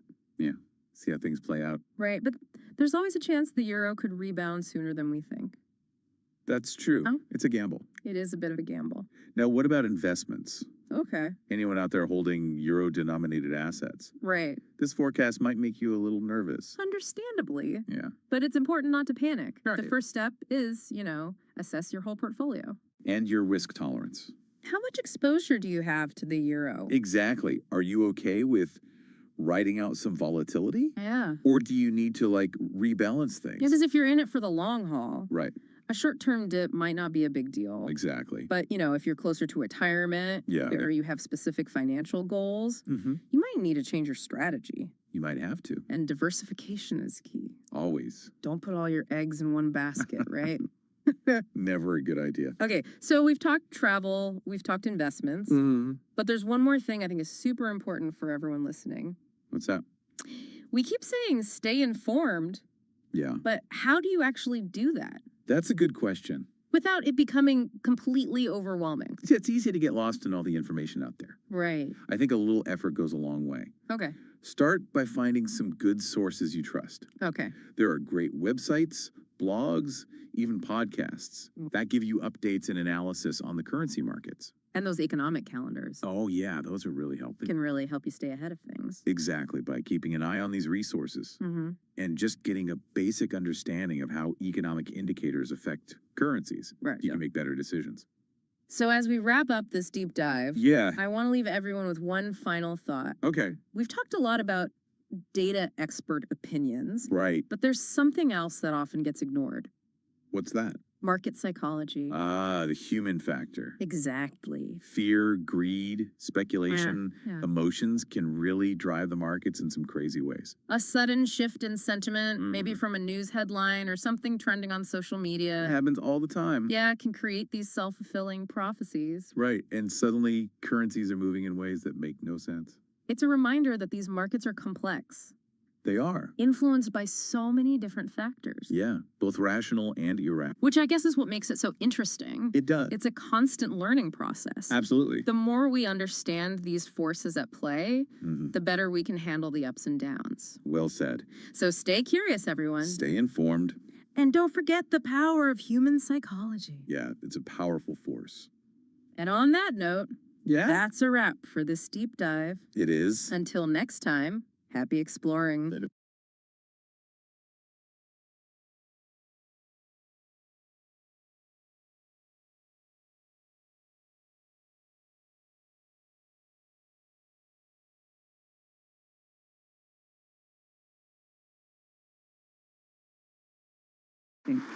Way before anybody else that we had to start thinking about what climate and what it was doing to our planet. But as influential as Jimmy Carter was as president, he will be remembered every bit as much for what he did after he left office. The thing, though, that I think is absolutely most notable about President Carter is we can all debate the relative merits of any individual president's term, but I think it's inarguable that President Carter is the single most impressive, most successful, and most to be admired ex-president in the history of our nation. This is a man who took the responsibilities of being a visible public figure incredibly seriously and was a role model to all of us.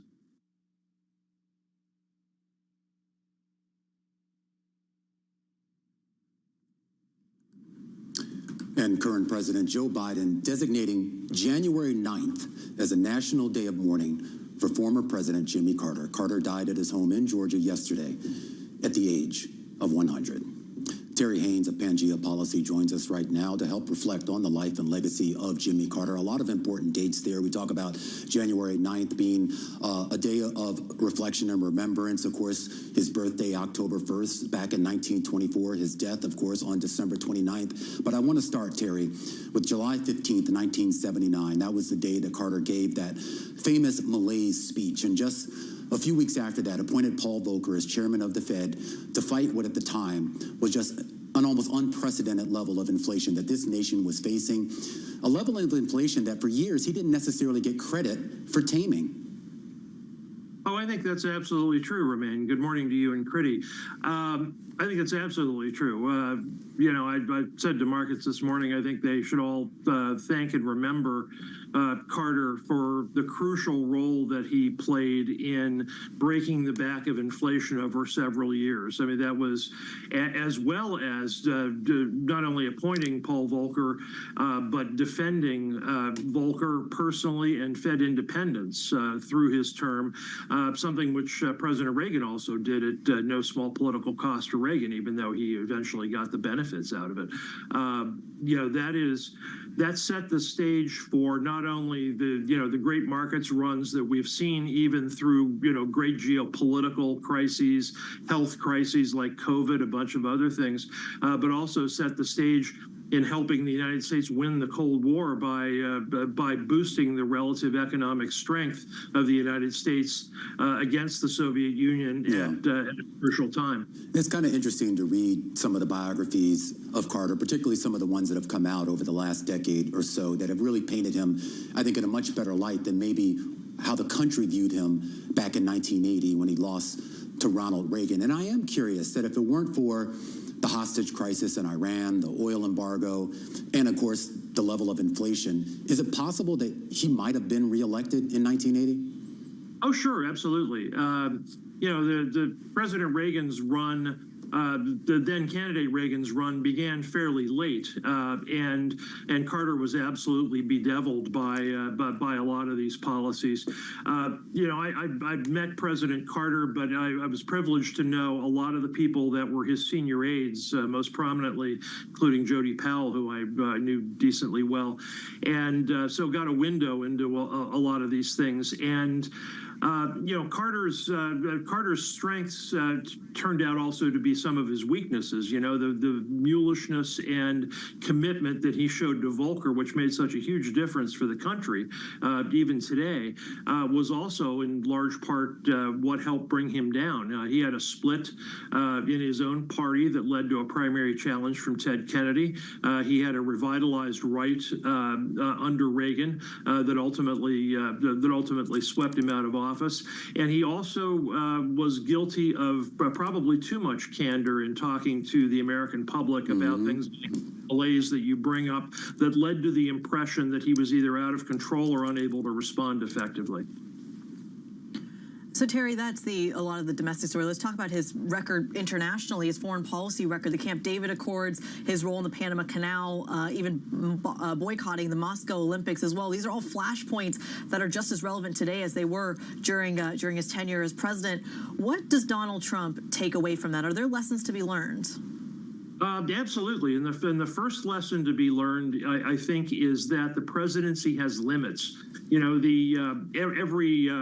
Every victor in a presidential campaign and the people around him tend to be a little triumphalist. They all want to talk about legacies mandates and the like. Clinton came in 92 talking about a mandate when he had basically won 43% of the vote. There's always a lot of salesmanship that are involved in it. But the lesson you can learn from Carter's presidency and a lot of presidencies, frankly, is that the presidency has limits, and it's wise to remember those even while you're trying to maximize your political benefit in the moment. What Carter's presidency showed really was that he found it very difficult to bring his own congressional party along with him. Congress is a co-equal branch of government and acts like it, and he didn't. And Carter's also, while president, did not bring the public along with him as much as try to lead public opinion, and that also came back to bite him. So it's a balancing act with presidents, and any president after Carter was wise to remember that. Terry, we talk a lot about energy security, and we certainly did, and in the context of the oil embargo during Carter's time as president, but we're also talking about it now in terms of tariffs, in terms of what's going on in the Middle East, and the idea that the United States is the largest energy exporter in the world at the moment. What does that mean for the here and now? When we're talking about modern politics, is that a good thing, or is that a bad thing for the United States? On balance, I think it's a good thing. I mean, we have strengths and weaknesses geopolitically, but one of our geopolitical strengths is energy and energy export, and we are in a situation now where we're in the most difficult geopolitical risk situation in more than 50 years. So it behooves the United States, no matter who's president, frankly, to make sure that it uses its advantages wisely, but that it maximizes those advantages as well. Certainly, energy is one of those, and I'd frankly look to the next administration and President Trump personally to try to do everything possible to maximize that advantage. Let's talk about President Trump, the 47th president, his inauguration on January 20th. What is his relationship going to be like with world leaders, particularly in contrast to kind of what we saw with Carter back in the 70s? I know they're two completely different people with two completely different agendas here, but are there any parallels that we can draw? Oh, absolutely. I think Carter had, Carter had a very fractious relationship with many countries in the world. His China policy was very successful, but on the other hand, even coming up with the Camp David Accords required that kind of hard-headedness, that mulishness that I lauded him for earlier on monetary and economic policy, and he succeeded in that. He did not shrink from confronting world leaders in a way that he tried to push the benefits of peace and United States hegemony. Frankly, this is a different world, but Trump has that same broadly kind of push-pull relationship and fractiousness. It's going to be the thing I would just say to President Trump is, you know, a spoonful of sugar will really help a little bit. He's been largely succeeding in pushing allies towards greater defense spending and a variety of other things. He can continue that, but it's going to take a little more. It's going to take some finesse, and he's shown the ability to at least understand that, and that's a good thing. Terry, appreciate you coming on. Obviously, we had a totally different conversation planned for you, but really great to get your insights on the life and legacy of Jimmy Carter. Terry Haynes there of Pangea Policy. And Kriti, we talk a lot here about what Jimmy Carter did while he was in office. We would be remiss in not pointing out that some of his biggest accomplishments came after he left office. Of course, all of his work with Habitat for Humanity and some of his other charitable endeavors, absolutely remarkable. Yeah, winning the Nobel Peace Prize in 2002 for some of his efforts of disease eradication in impoverished parts of the world, and certainly earning him quite a bit of not just condolences as the former president, but as truly a game changer for a lot of the kind of other ills that are plaguing the world. Yeah, absolutely here. And of course, Joe Biden saying that there will be a National Day of Remembrance on January 9th. There will be a state funeral as well as a private service that the family has planned down in Plains, Georgia, where Jimmy Carter was born about 100 years ago, earlier in October. All right, coming up here on the program, we are going to take a closer look here at what's going on in financial markets, and we're going to take a look back here at some of the key interviews that we've had over the year with some of the biggest players on Wall Street. We're going to hear from Citadel CEO Ken Griffin. He has sat down with Sonali Basak just a few weeks ago. You definitely want to hear what he had to say about the future of financial markets and, for that matter, the future of politics. S&P futures still pointing to a lower open here on this Monday afternoon in New York City. And to our audience worldwide, this is Bloomberg Survey.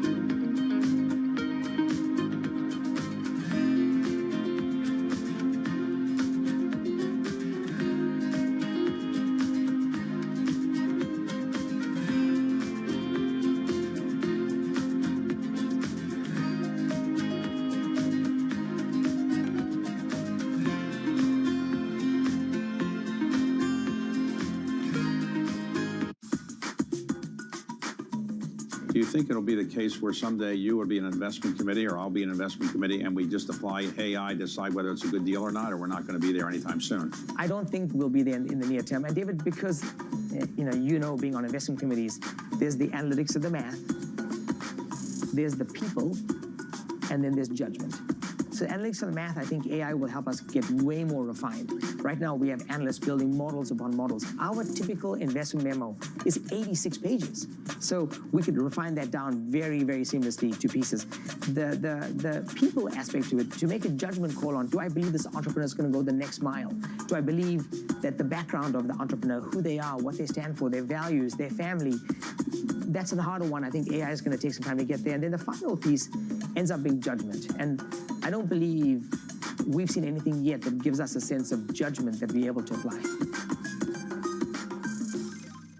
Jumpstart your trading day on Bloomberg Open Interest. 2 hours of single stock stories that are driving the opening bell action. We'll take you to Wall Street, Main Street, the C-suite, and beyond. Shorting a stock purely because you think it's expensive is a death wish. These are companies that are growing their market. Get the inside track on what's buzzing in markets. With the players who are shaping the narrative. If you have bad earnings reports, you're going to get punished. They're not buying what the industry is selling. Join us on Bloomberg Open Interest. Weekdays at 9 a.m. Eastern, only on Bloomberg.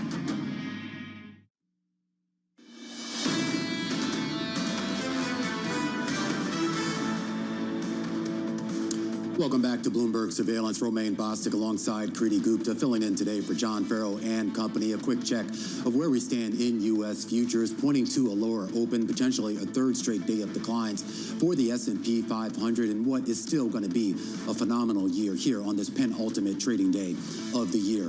NASDAQ futures slightly lower as well. Russell futures getting a small bid, and a small bid also coming into treasuries as well, seeing a slight decline in yields, erasing a lot of the gains, the price gains that we had on a year-to-date basis for U.S. government bonds. Keep an eye on German bonds, though. We are seeing some movement there on the back of that Spanish inflation report. And then we take a look at the dollar. The dollar relatively unchanged here on the day. But again, you take a look at that chart and it really doesn't tell the whole story. The dollar versus a basket of its peers up 7% and against the euro up about 5% on the day. Keep an eye on a few key stocks moving here on the day as well. Volume is light. Boeing, one of the biggest decliners in the pre-market session. VeriSign, one of your biggest gainers. Meanwhile, we refocus here on what's going on in politics with President-elect Donald Trump facing a bit of a rift among his Silicon Valley backers over immigration. Debates ramping up over the future of H-1B visas. Ken Griffin says U.S. immigration reform is one of his biggest concerns. The CEO of Citadel sat down with Sonali Basak at the Economic Club of New York just last month. Here's what he had to say. Immigration is an area that the Trump administration is going to be very focused on. And it's an area of real concern to me because much of our nation's success is rooted in our ability to attract the best and brightest from around the world to work for American firms and to start American firms. Roughly half of all the firms in the Silicon Valley that have been launched in the last 20 years are led by immigrants. And I would say roughly the majority of Citadel's leadership team is immigrants. These are people that have come to this country, they have left everything behind because they believe in the American dream and the opportunity that our country represents.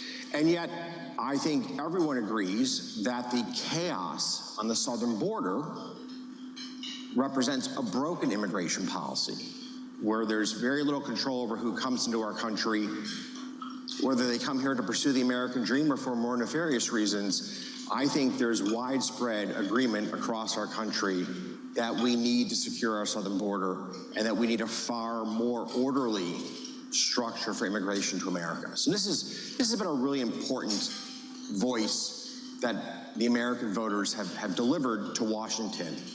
And I'm pleased to hear that voice, but I'd like to see Washington now execute on an immigration policy that is thoughtful, that protects this nation's great stature in the world of being the country you come to pursue your dreams. And on that note, for just a moment, I was in Europe last week and had a chance to talk to some of the most senior policy leaders in Europe. And do you know what they talk about? They talk about how Europe loses its best and brightest to America.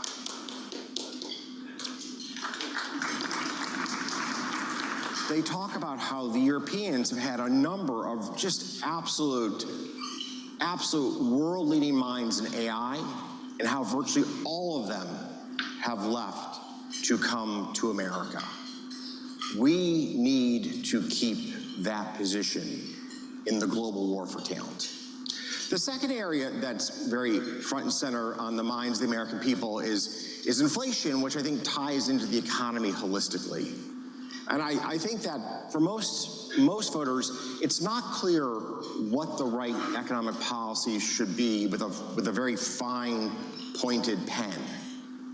But they do appreciate that when your economy is at full growth potential, when unemployment is right around 4%.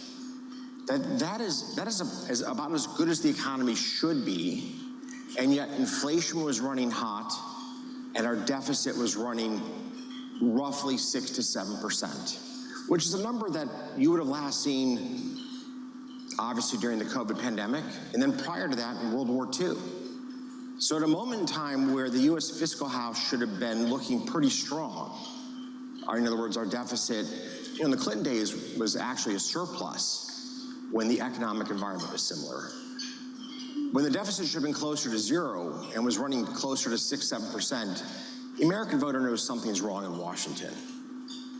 Now the challenge is, and this is, like you asked what I worry about, will Team Trump, will this administration be able to find a path to put America's fiscal house back in order? So that's one of my real concerns, because we cannot continue to run this level of profligate spending. And that's a big issue. So over the course of the next hour, we'll go into different policy measures, how you think they should be addressed. And also we'll shift gears and talk about the market implications as well and how you navigate around it. But let's start there. Let's start with the deficit, because prior to the election, you had the Committee for the Responsible Federal Budget saying that you would really have an administration with the proposed policies ahead that would add $7.5 trillion to the national debt over the next decade. How do you start to trim that fat? I mean, how do you start to bring that number down? So here's the question. How much did both candidates run on a strategy of promise the world and then deliver reality post-election? I mean, neither party had a compelling story as to how they were going to put America's fiscal house in order. And I think it's very difficult to have judged either Vice President Harris or President Trump on the merits of their economic policy, because neither set forth a plan that was substantive, tangible, and would achieve the results that we need for the American people. And I think that's part of the reason that, for example, the Secretary of Treasury is so important, the role of the Senate, the role of the House. We're going to have to see the Republicans govern and make some very difficult decisions about where to cut, what tax cuts, if any, happen or are maintained. Like, we've got to put the fiscal house in order. And these are really unpopular decisions for politicians to make. A big part of that $7.5 trillion projection really does come from tax cuts, more than you've seen in 2017. Do you think any of those can get done with where the deficit stands today? Of course, this administration is very different than when we saw Trump back then, given the size of the deficit ballooning. So in both scenarios, Trump has inherited the following problem. American productivity is below where it needs to be for us to deliver on the promises that we have delivered to our retirees and our forthcoming retirees. Like, there's no way out of our current situation in terms of the promises that we've made other than to get American productivity up. I think in the first set of tax cuts, and to be clear, I think Trump made a bet. If we cut taxes, if we incentivize corporations and investors to take more risk, to pour more money into R&D, to pour more money into capital, to pour more money into software and to modernize their businesses, we will get the productivity gains that we need. And that was Ken Griffin, of course, the CEO of Citadel, the world's largest market maker, speaking a little bit earlier this year with Sonali Basak on a wide range of issues, though, of course, a big focus by Ken Griffin on politics. So let's get you an update on some of those stories outside the world of finance with our Bloomberg Brief. Kriti. Romaine, Ukraine's gas transit deal with Russia is set to expire tomorrow, potentially bringing billions of cubic meters in gas flows to a halt. A dispute has escalated in recent days, with Ukraine's President Zelensky accusing Slovakia's prime minister of making shadow agreements with Russia's President Vladimir Putin. If a deal isn't reached, it will have major implications for Europe's energy security and the EU's efforts to reduce its reliance on Russian energy. South Korean political turmoil continues. The country's investigators sought a warrant for South Korea's President Yoon Suk-yeol. The impeached leader repeatedly defied court summons to appear for questioning over his decision to declare martial law. Yoon has vowed to keep defending himself, insisting the move was within his constitutional powers. And staying with South Korea, 179 people were killed when a Boeing 737 crash landed at the country's Muan International Airport on Sunday morning. Investigators are probing the cause of the country's worst ever civil aviation accident. The pilot issued a mayday minutes after the control tower warned of a bird strike. Investigators will focus on an unusual landing gear failure in the final moments of the flight. A second aircraft from the same airline suffered a similar fault this morning above Seoul before returning safely to the airport. Romaine, that's your Bloomberg Brief. Thank you, Grady. Coming up next here on the big program, investing in Africa. Here in Africa, the African Union actually is adopting a set of policies that are Africa-wide. And I think that's a smart approach. That's the opportunity, I think, geopolitically for Africa right now, is to harness this technology and think about the route for entrepreneurs to get to scale. That's coming up next. You're watching Bloomberg Surveillance.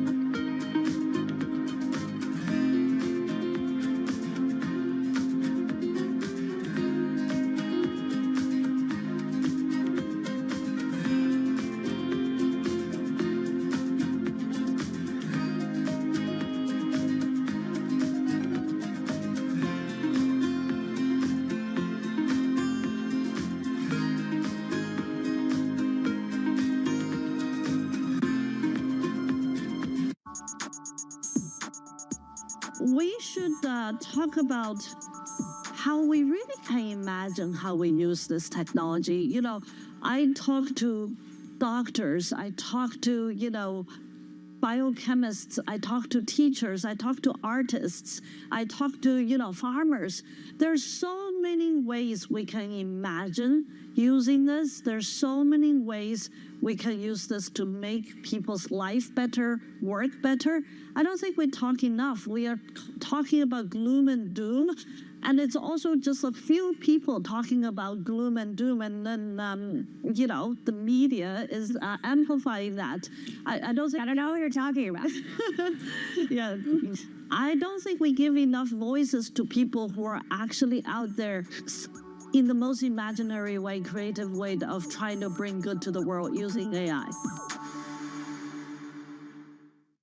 In case you missed it, on Bloomberg Technology. I believe that we would love open AI models inside of AWS. Absolutely. It's we listen to our customers, and if that's something that customers want, we're absolutely game. Obviously, with a partnership, it takes multiple sources, and there's probably some complexities in there, as you allude to. But I think in the fullness of time, it likely is the case. Don't miss Bloomberg Technology live every weekday.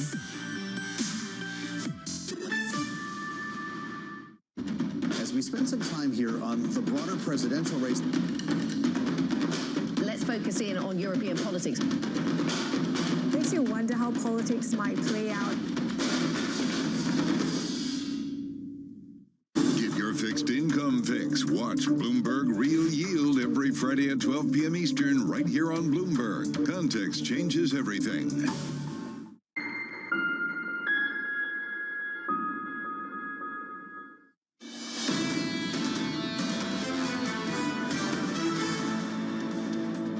Under surveillance this morning, investing in Africa.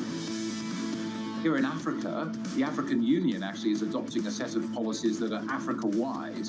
And I think that's a smart approach. Like how you get common rules at scale is going to make a difference. So the big opportunity for Africa, I think, is to have the 2 billion people here under a similar set of rules and guidance so that an entrepreneur in Nairobi can come up with something that can scale to 2 billion people. And that's the opportunity, I think, geopolitically for Africa right now, is to harness this technology and think about the route for entrepreneurs to get to scale. And that scale is important. The world right now vying to invest in the fastest urbanizing place on earth, and that is the continent of Africa. Runa Alam over at Development Partners writing about the continent's urban growth, saying this also drives consumption, and the consumer class is forecast to make up 60% of the population by 2060. Runa has been involved in private equity for more than 3 decades, most of that in emerging markets in Africa. Great to see you. Early Happy New Year to you, Runa. And I do want to talk about that investing opportunity. We've talked a lot over the last couple of years about those investment opportunities, and I think it's kind of interesting that most of those opportunities, at least right now, seem to be more in private markets rather than in public markets. That's exactly right, Romaine, and thank you for having me on again. Happy holidays to you. You're absolutely right, and as I look to 2025, there are 4 major themes that we're looking at. The first is digitalization, which we've talked about before, and the clip from Matt Griffin pointed out. Africa has some of the lowest legacy assets in any area. Digitalization is driving it forward at a much faster pace than the rest of the world. So in the last 10 years, internet usage went up 6 times. 66% of mobile transactions in the world are now in Africa. So that's the first theme. Companies that benefit from digitalization, that can be fintech, can also be embedded finance, can be in pharmaceuticals, in agribusiness, specialty chemicals. And then the second theme we're looking at, which is somewhat new, is energy. So the energy transition has been talked about globally. Africa is now realizing how much hydrothermal it has in southern Africa, but wind and solar. So we're going to be looking at companies developing in Africa in that area, taking advantage of that. Another theme is... Yeah, I'm just curious. I just want to stop you there for 1 second, particularly on the issue of urbanization and these urban populations. And I see the opportunity. I am curious if you can talk about some of the risks, because there have been some interesting reports about how some of these countries, which have seen a lot of gains, are kind of just one big exogenous shock or maybe an endogenous shock away from kind of having those gains wiped out. And I think about kind of the youth protests in Kenya that we recently saw, as well as some of the brain drain issues that we're seeing in Nigeria. How do you sort of, as an investor, sort of approach that type of risk, which does seem, at least on the surface, a bit more ephemeral, a bit more harder to wrap your arms around? Yeah, Romaine, I think exogenous shocks are true everywhere in the world. I've been investing in Africa for 25 years. There's been many such events that you referred to. However, the underlying themes of great population growth, 40% of the world's population will be in Africa by 2050. Urbanization, as you pointed out, which leads to further consumption. And then the growth in GDP. This coming year, 2025, Africa will be equal in growth to Asia. By 2026, it will outpace Africa, which, by the way, is a couple of years earlier than previously projected by the IMF. Those things in combination create a situation where, despite the shocks, there is a supply-demand gap, and those are the sort of companies that we look at in private equity that we invest in. Runa, the case is quite clear from a demographic point of view of why Africa is looking pretty juicy for returns, but there's been a dynamic this year in particular where so many French banks that have these historical partnerships and historical ties to Africa have pulled out, the likes of SocGen, Crédit Agricole, BNP Paribas, because they just can't make it profitable, and they're getting basically outperformed or they're underperforming some of the more local banks. What flips that dynamic? That's exactly right. With the growth of local banks, the big banks in Nigeria, South Africa, but also Egypt, Morocco, and other countries, these banks are growing. They have really high returns on assets and return on equity. So it really is adopting the banking model to the local needs, and local banks have outperformed. And so for African consumers and African companies themselves, yes, the international banks, some of them, not all of them, are pulling out. and the local banks are taking their place. But that's an opportunity both in investing in those banks as well as an opportunity for local businesses, be they large corporates or SMEs, to actually have better banking services. For us, the big trend there is that both banks and fintech are looking to the underbanked in Africa. There's a great need and opportunity there, using digitalization to get to smaller enterprises, to get to consumers. And so I see opportunity in the trend that you just mentioned, because we invest primarily in local companies. Well, Runa, you have the advantage of operating in the private market space as well, and you hinted clearly and alluded to that idea of low banking penetration. But in a world where private equity, especially in the EMEA region, is looking for a lot of support and a lot of kind of government backing and security there, how confident are you that Africa can compete with the same returns that you're seeing in Europe and parts of Asia, even in LATAM? Well, it's really the growth. That's the story. The growth in our companies can be up to 100% a year. And the growth in the economies, there are 23 countries in Africa in 2025 that are projected to grow 5% or higher. And that growth feeds into returns. So absolutely, there are exogenous shocks. There is issues sometimes with volatility in countries. That being said, our companies are growing very fast. Our loss ratio in Africa is very low compared to other parts of the world in private equity. What that means is there are investable opportunities. So the macro that you're referring to is part of Africa, it's part of many parts of the world. But the opportunities within the companies themselves, if you pick the right companies, you put in what we in private equity call real hands-on value add, and you're able to exit properly, that's a big opportunity. By the way, another trend, which I'll refer to now, is the interaction between the Middle East, a $3 trillion market, in Africa. Africa and the Middle East are neighbors, and in the last couple of years, we've seen Middle Eastern entities buy our companies. We've seen our companies buy Middle Eastern companies or do joint ventures. Yeah. That integration, which helps returns and helps exits, is another big reason to be optimistic in Africa. It's interesting, too, to see just how much Middle East investors and have sort of increased their presence. I am curious about the sphere of influence across the continent. There's been a lot of talk about China and Russia's influence, at least from a geopolitical standpoint. President Joe Biden made a trip over there just earlier this month, of course, promising billions of dollars in relatively humanitarian aid. But there was a lot of talk about infrastructure investment as well. And I am curious as to how all those pieces fit together, Runa. It is interesting. This last year, Africa has received attention globally.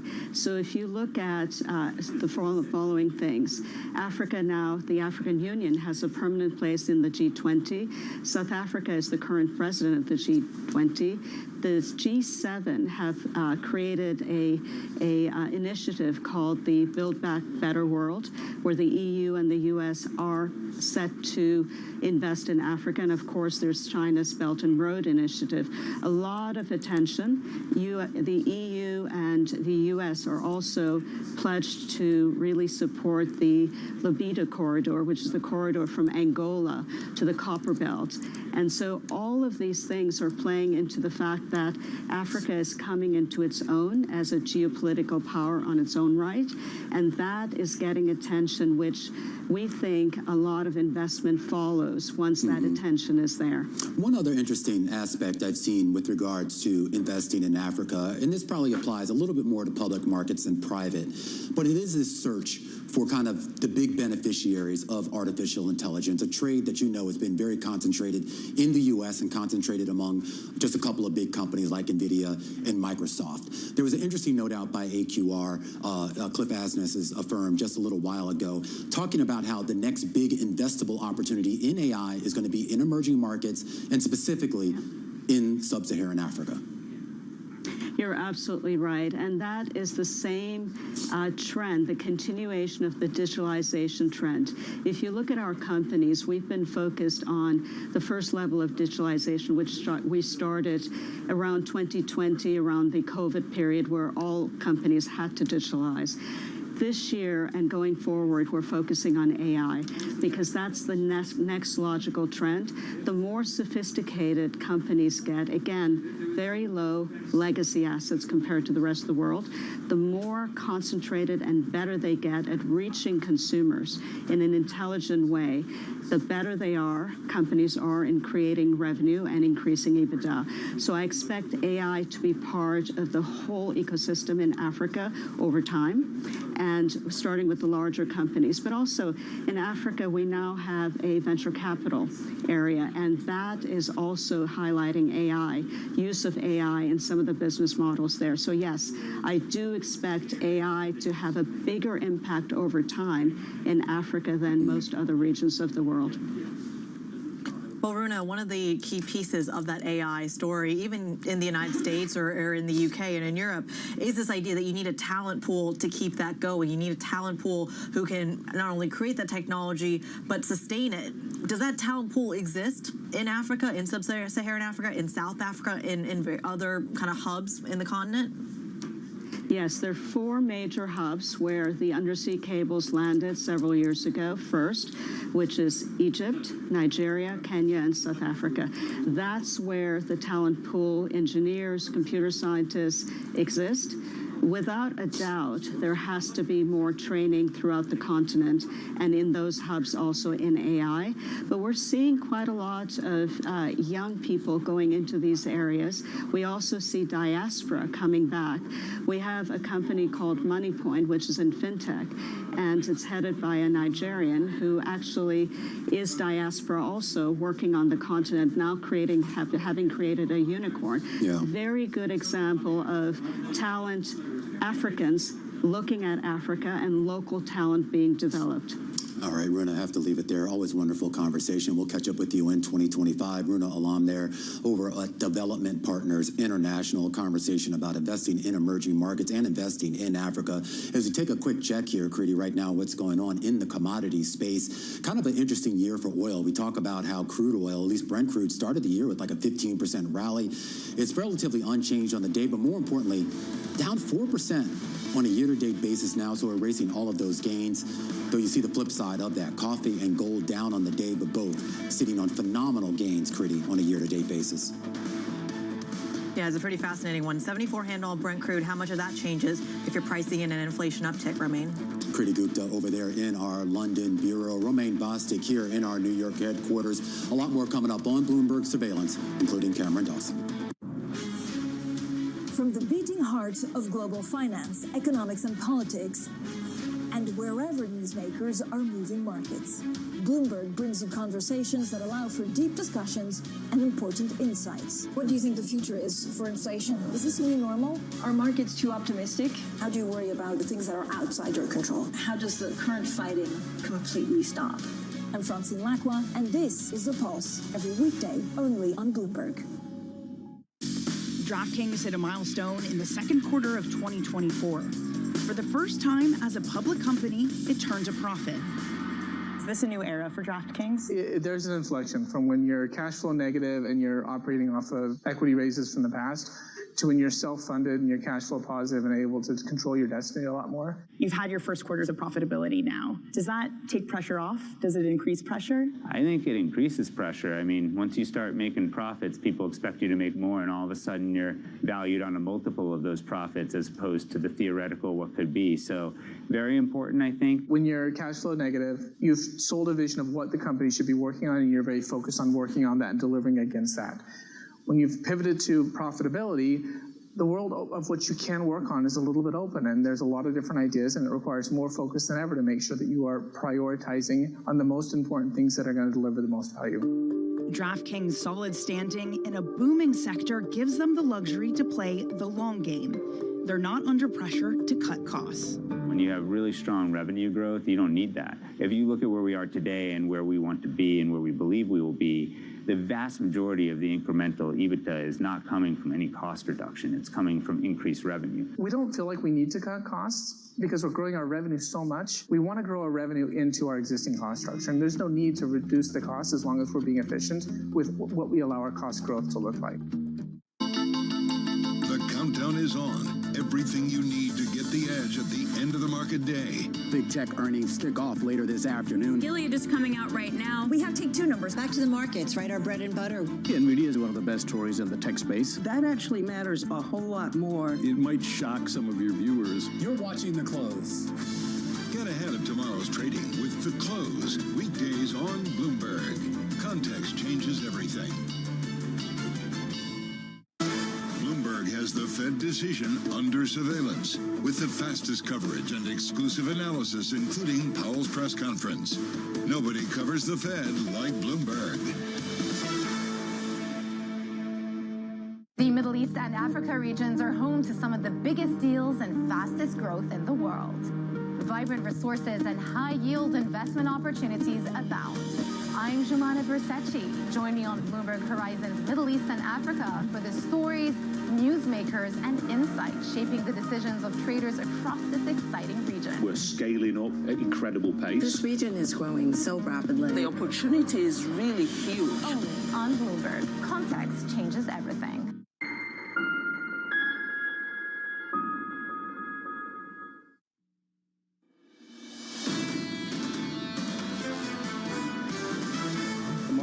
Is seeing that the economy is not weak. I would argue we've had a broadening out. I think markets are still really euphoric. You need some conviction. You need that to really anchor you because we're going to have a lot of volatility. I think we're actually going to get off to a bit of a sloppy January. This is Bloomberg Surveillance with Jonathan Farrell, Lisa Abramowitz, and Anne-Marie Hordern. Good morning to our audiences worldwide. Romaine Bostic here in Bloomberg's world headquarters in New York City. This is Bloomberg Surveillance. I guess they didn't want me alone, so I'm joined right now by the illustrious Sonali Basak. Great to see you. Happy holidays. Great to see you. Happy holidays. Of course, we are filling in for the trifecta, Anne-Marie Hordern, John Farrell, and Lisa Abramowitz. Not necessarily in that order. I don't know exactly how they dice that up or not, but let's get the lay of the land of what's going on in markets. It's going to be a light week here. I mean, this is a holiday-shortened week. Wednesday, of course, the stock market is closed for the New Year's Day holiday. And it's just the second to last trading day of the year. Light week, but down note. Of course, thin trading volumes. However, we are seeing actually December being the worst month we've seen since April already. Of course, we had that big sell-off after the Fed meeting, but we'll see whether this is just a change in attitude or some profit taking at the end of the year. Absolutely. Futures right now here in the U.S. pointing to a lower open on both the S&P and the NASDAQ. Russell futures relatively unchanged. We should point out stocks both in Europe and Asia are on the back foot as they have been for the last few days. Euro dollar relatively unchanged on the day, and keep an eye on what's going on in the world of treasuries. A slight downtick in yields, down about 3 basis points on your 10-year. We should point out, though, as Sonali was just pointing out, these numbers, this down month, this down day that we're having, not really reflective, though, of what has been a phenomenal year pretty much across most asset classes. Stocks right now sitting on 20 to 30% gains here in the U.S. And also you made a little bit of money in the fixed income space, and if you invested in gold, Bitcoin, well, congratulations, golf clap to you. I hope you take your profits and maybe look for something else to put it into, or maybe not. Let's get some insights out of our next guest as we kick off the 7 a.m. hour here in New York City with Cameron Dawson of New Edge Wealth. He's going to talk to us here about maybe the lack of breadth in the market and whether that increases. We're also going to hear from Kim Wallace over at 22V Research on the political situation and a reflection on the life and legacy of President Jimmy Carter. And Parmi Olson, you definitely want to hear from her. She's a Bloomberg opinion columnist, but been covering the tech space for years, and she has a great book on AI called Supremacy. We're going to talk to her here about the future of the AI trade and whether it's going to eat all of our lunches. But we begin this hour with the stock rally on pause as we head into the end of the year, but equity still on track for a third straight year of gains. A Mag 7 leading the way. Just 10 stocks right now accounting for the S&P 500's gains since that October 2022 low in financial markets. You can see the graphic there, and well, you point the camera now to our first guest, Cameron Dawson of our New Edge Wealth, joining us right now to talk a little bit more of whether that lopsidedness that we saw at the start of 2024 is going to be lopsidedness at the start of 2025. I think the most important point about breadth is that it actually has been supported by earnings. The reason why the market has been narrow is because earnings growth has been narrow. So it's not just valuation alone, and we've seen that in the last 4 months. If you look at the Mag 7 7, their earnings estimates have actually been revised higher by about 15%. But if you look at the equal weight index, their earnings have been revised lower by about 5%. So that spread in earnings revisions and earnings strength is really what has been driving the fact that this market is led by such a few short names. The question is, if you look at estimates in 2025, they have the everything else starting to really participate in earnings, but that's a pretty high bar and pretty much a show me story as we get into next year. How much, if we do get a broadening of the earnings picture, how much of that is dependent on economic conditions and, for that matter, policy conditions coming out of Washington? It is rather peculiar that we've seen this economic growth environment where we've had consistent upside surprises to growth, we've had growth be above trend, and yet it has not materialized to the everything else earnings, meaning that you've had this strong GDP environment, but the average stock has continued to struggle. Part of that is just an overhang from the pandemic. You had some over-earning that happened, margins got overextended, and that was coming back in. But what you have now is this expectation that you'll have a huge reacceleration in those 493 names. We're not sure if you get that in a potentially decelerating nominal growth environment. You know, it's a little earlier that Romaine had mentioned the bond market. You're seeing that bid come back into the bond market in the last week of the year. However, just last week, we were at 461, again, on the 10-year. At what point does that start to get in the way of this equity market rally, or is it already getting in the way? The thing that's been most surprising in 2024 is how much we've been able to see multiple expansion despite having rising bond yields.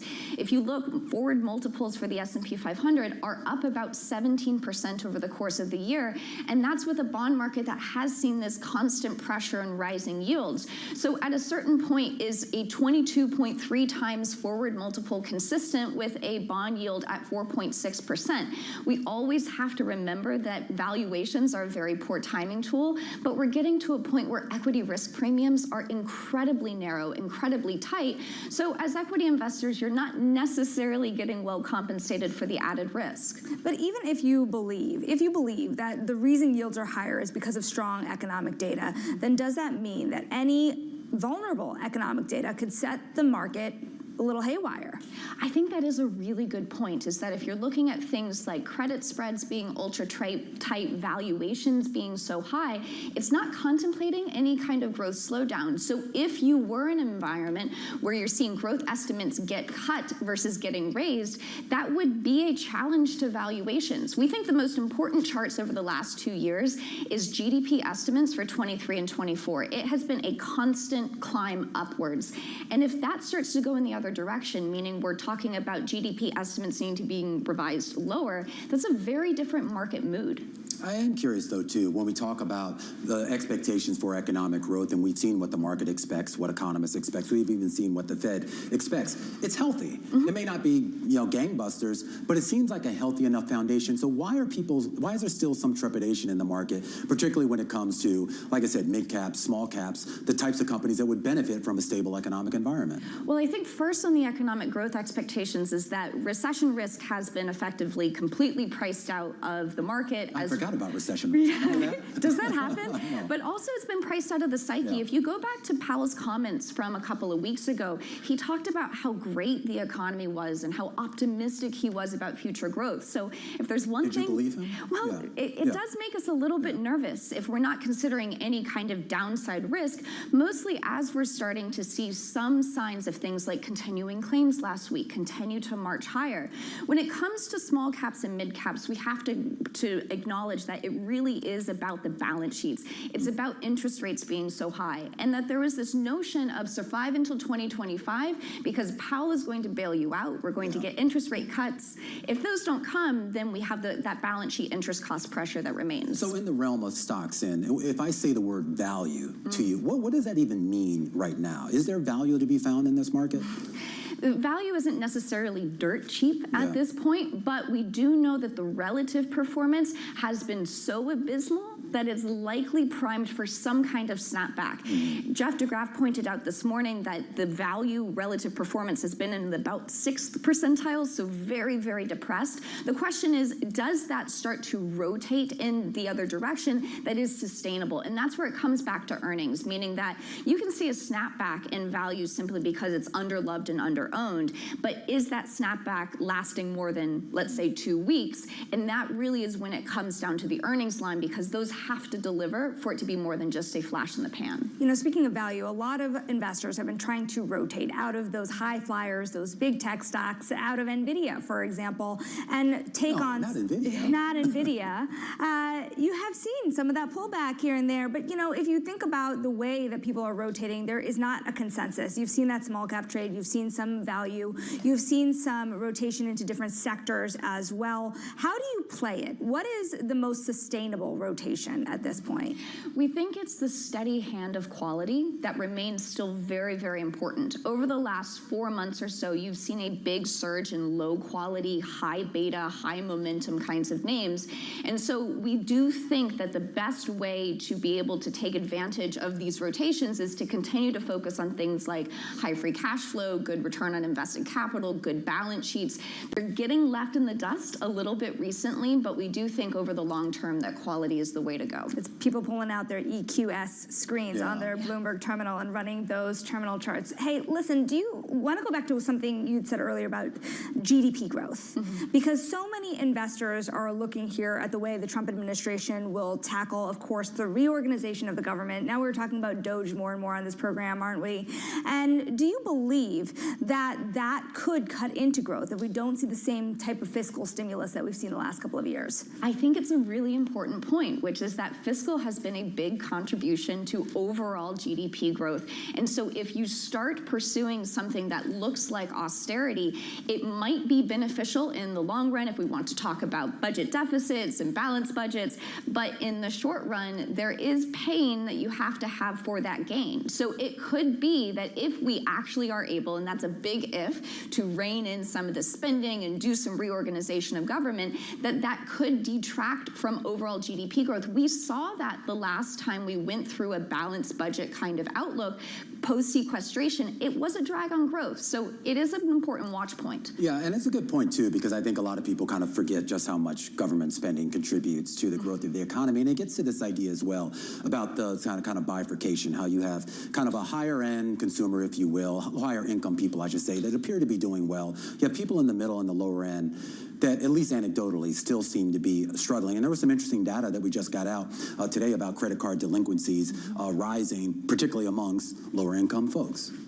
It is still very present that we have this K-shaped economy. And if you think about the lower income consumer, they're sensitive to things like interest rates. They're far more sensitive to inflation, and they're more sensitive to the job market. So the fact that you're seeing hiring start to slow down, that likely is what is creeping into those issues that we're seeing with the delinquencies for the low income consumer. Then if you shift to the high income consumer, that's where we think the equity market is really important, because that's been one of the things, loose financial conditions, high interest rates, yet really strong stock prices, strong housing prices, has led to the high-income consumer being so resilient. And good to remember, the top 20% of consumers make up 40% of overall consumption. So they outpunch their weight.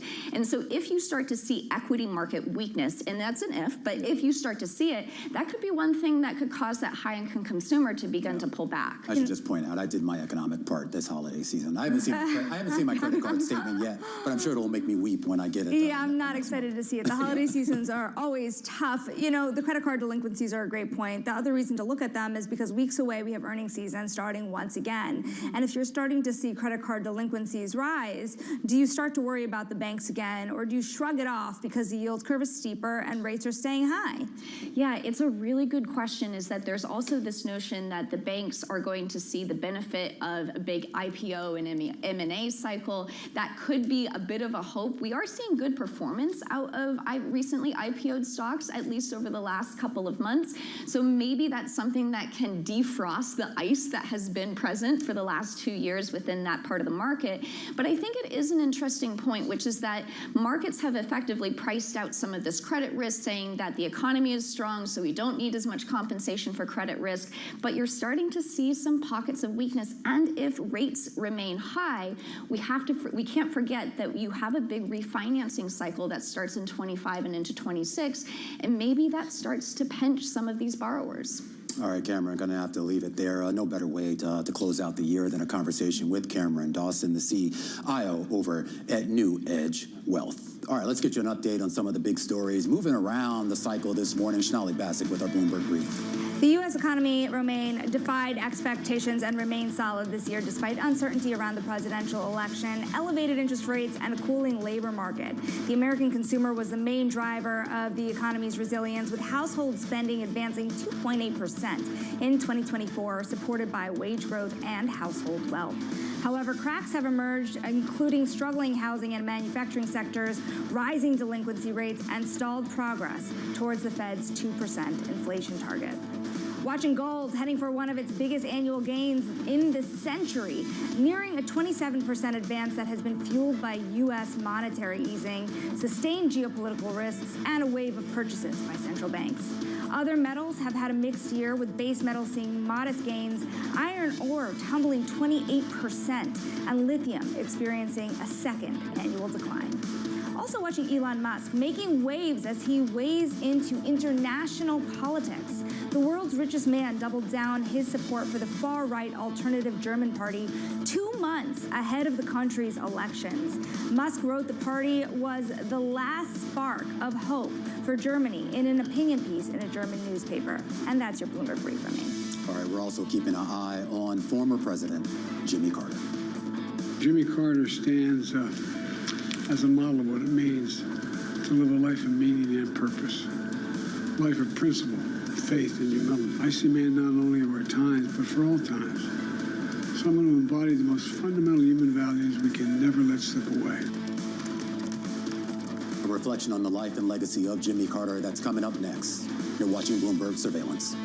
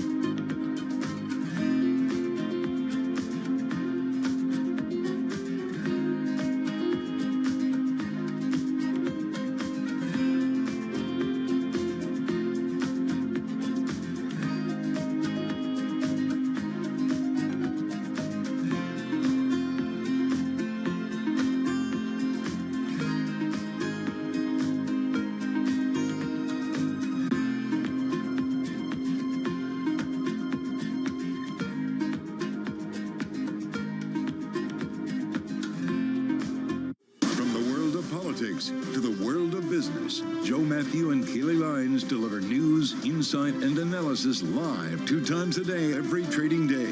Balance of Power at 1 and 5 Eastern, only on Bloomberg.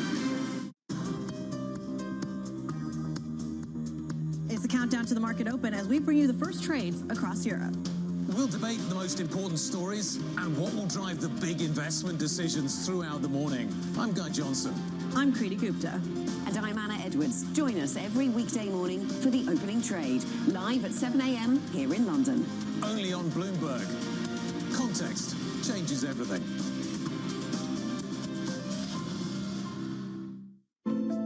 Bloomberg covers the world with unmatched reach and resources.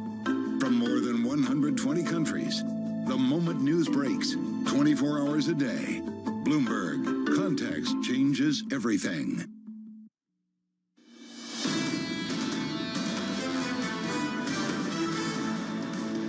Welcome back to Bloomberg Surveillance. A quick check on what's going on in the markets today. Asia stocks down, European stocks lower, and U.S. futures right now pointing to a lower open as well. The dollar relatively unchanged on the day. Of course, that is coming right now on what has been a phenomenal year. The dollar against the basket of its peers up about 7% on a year-to-date basis. Crude oil here in New York up about 0.5%. Keep an eye on what's going on in the equity space here. It will be a relatively light week here on the penultimate trading day of the year. Remember, Wednesday is a holiday. Stock markets are closed. The big movers on the day: to the upside, VeriSign; to the downside, Boeing. Under surveillance this morning, though, we do want to take a moment to focus on the life and legacy of President Jimmy Carter. America and the world, in my view, lost a remarkable leader. He was a statesman and humanitarian. And Jill and I lost a dear friend. Jimmy Carter stands as a model of what it means to live a life of meaning and purpose, life of principle, faith, and humility. I see man not only of our times, but for all times. Someone who embodied the most fundamental human values we can never let slip away.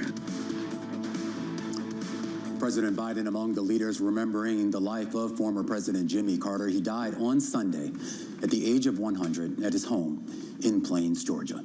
President-elect Trump posting about Carter's death on Truth Social, saying, "While I strongly disagreed with him philosophically and politically, I also realized that he truly loved and respected our country and all it stands for.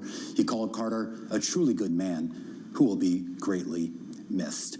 That might be the understatement of the day as we reflect on a life that, of course, started 100 years ago back on a small farm in Plains, Georgia, a man growing up with no electricity, no running water, rising to be the leader of the free world, and a legacy tarnished, of course, from a hostage crisis, tarnished by heavy inflation, but a legacy that was reshaped and I think reimagined over the years as a lot of people look back on his time in office and realize that he accomplished a lot more than maybe what people gave him credit for back in 1980.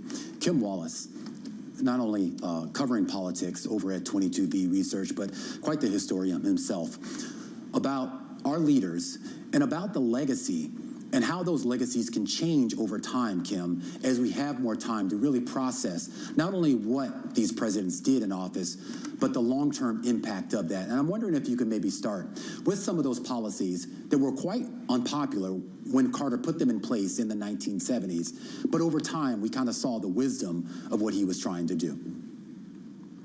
Well, in that dynamic, Romain, good morning. I would think energy conservation probably comes to the top of the list. We have now corporate average fuel energy standards that came out of Jimmy Carter's attempt to push back against OPEC using oil as a tool in the middle of the 70s.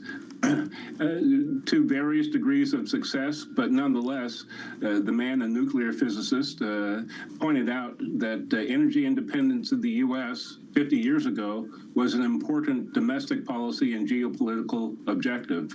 I don't think he gets enough credit for that. And it's interesting you bring up energy independence, and we are, to a certain extent, energy independent right now, at least when it comes to crude oil. And I do want to bridge the gap between the 39th president and what will be the 47th president with President Donald Trump's inauguration next month, and whether we see a continuation maybe of some of those policies, or at least the legacy of those policies that started under Carter. Well, you know, President Carter had a lot to deal with. Much of it he inherited, for example, and the inflation that he gets tagged with came from President Nixon's decision to take the U.S. off the gold standard. That devalued the dollar and led to a rapid rise, steady and rapid rise in inflation that Carter attempted to deal with and got politically jabbed for doing so.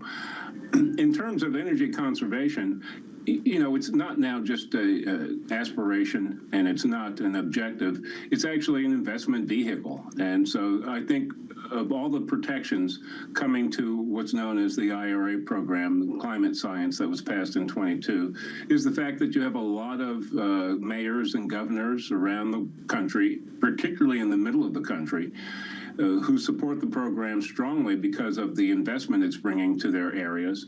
And that's going to protect the IRA as we go through 2025. My guess is that both on IRA and CHIPS, something that Carter was aware of, the importance of manufacturing, particularly in the shipbuilding area, going back to his naval career. Those things will be debated during the tax policy conversation, not before. Some of the aspects of what he put into government while he was there includes also, speaking of energy, the Department of Energy, as well as the Department of Education, a department that the president-elect has previously pledged to eliminate. When you think about the organization of government moving forward, what from the Carter era remains moving forward? And are there pieces of it that you see being chipped away? Good morning, Sanala. My sense is that it's underappreciated again that the Bureau and the budget became the Office of Management and Budget in part because of Carter's push to professionalize fiscal policy by the executive branch. In terms of what would be lasting, my guess is that people will remember the attempt at price controls, and that probably has historical lessons to it, both in classrooms and in the economy overall. Again, people focus a lot on the failed Iran hostage crisis, but they don't focus as much on Carter was the first president to extend formal diplomatic relations to China, and the Camp David Accords, of course, helped at a time in the Middle East, something that remains in the headlines, in a way that was a very personal negotiation by him and two other heads of state. What would another Camp David Accord look like today? Do you think such a peace accord could be accomplished with the divisions that we're seeing now? Oh, I think so. I benefited from a trip, week-long trip to the Middle East last spring.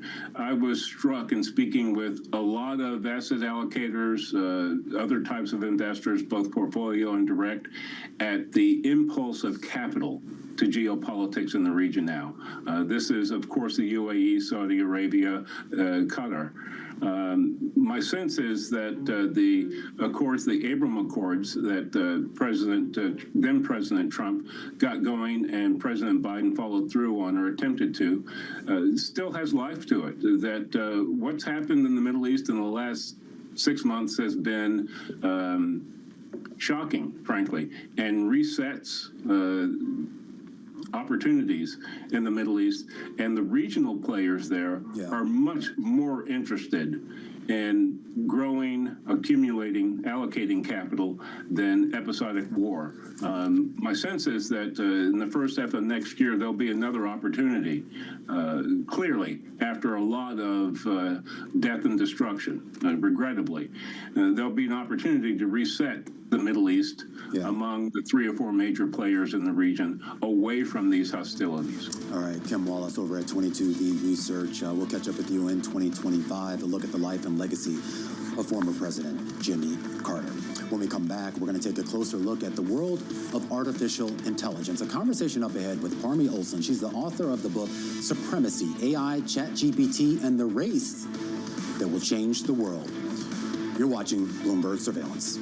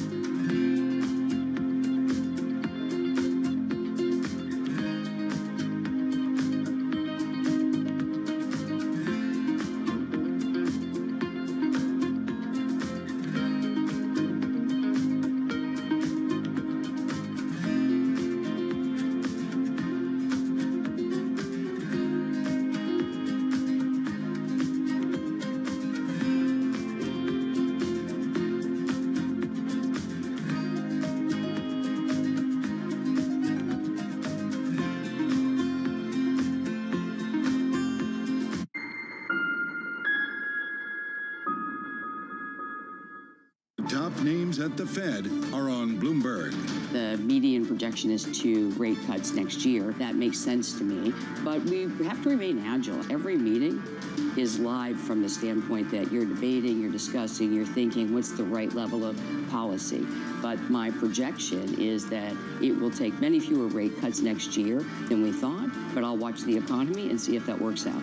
Nobody covers the Fed like Bloomberg. Always on the heartbeat of the tech sector. Spread across global markets. The real-time data aspect is going to be important. We're going to bring you expert analysis on that. Sure. Don't miss Bloomberg's interview with the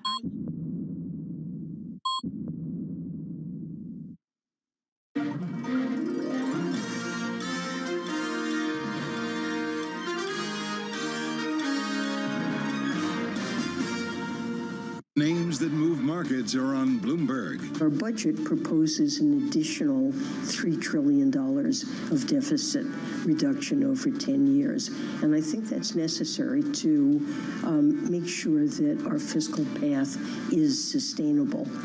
Now, Congress hasn't done anything, beyond what I've mentioned to improve the fiscal outlook, and I think that's a shame. Nobody covers business like Bloomberg.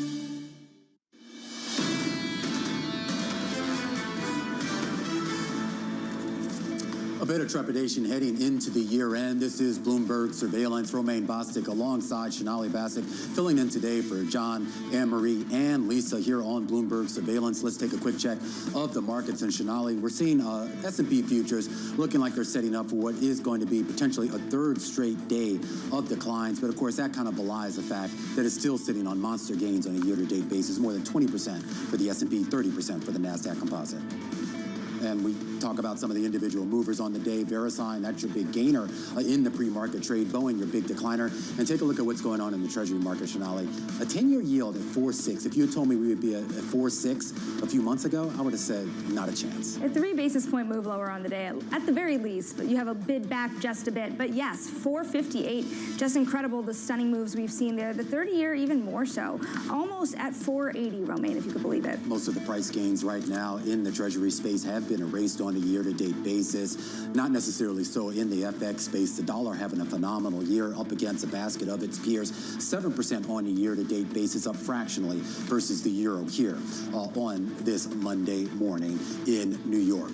We turn our attention now to the world of artificial intelligence. Of course, it really burst onto the scene, at least publicly, back in late 2022 with the release of ChatGPT. Our next guest, Parmi Olson, she's the author of a book called Supremacy, AI, ChatGPT, and the race that will change the world. And she notes that the speed of AI adoption in the tech industry is phenomenal, writing that generative AI promises to make people more productive and bring more useful information to our fingertips through tools like ChatGPT. But every innovation has a price to pay.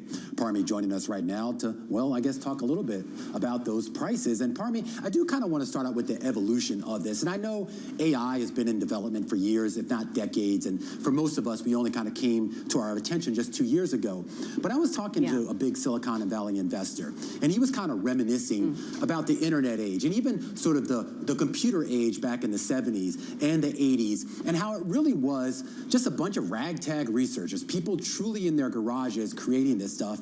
And he compared that to today, where it's not really about sort of that garage innovation. It is about Microsoft and Alphabet and NVIDIA, the big heavyweights, multi-billion-dollar companies, trillion-dollar companies that are really driving this. Why?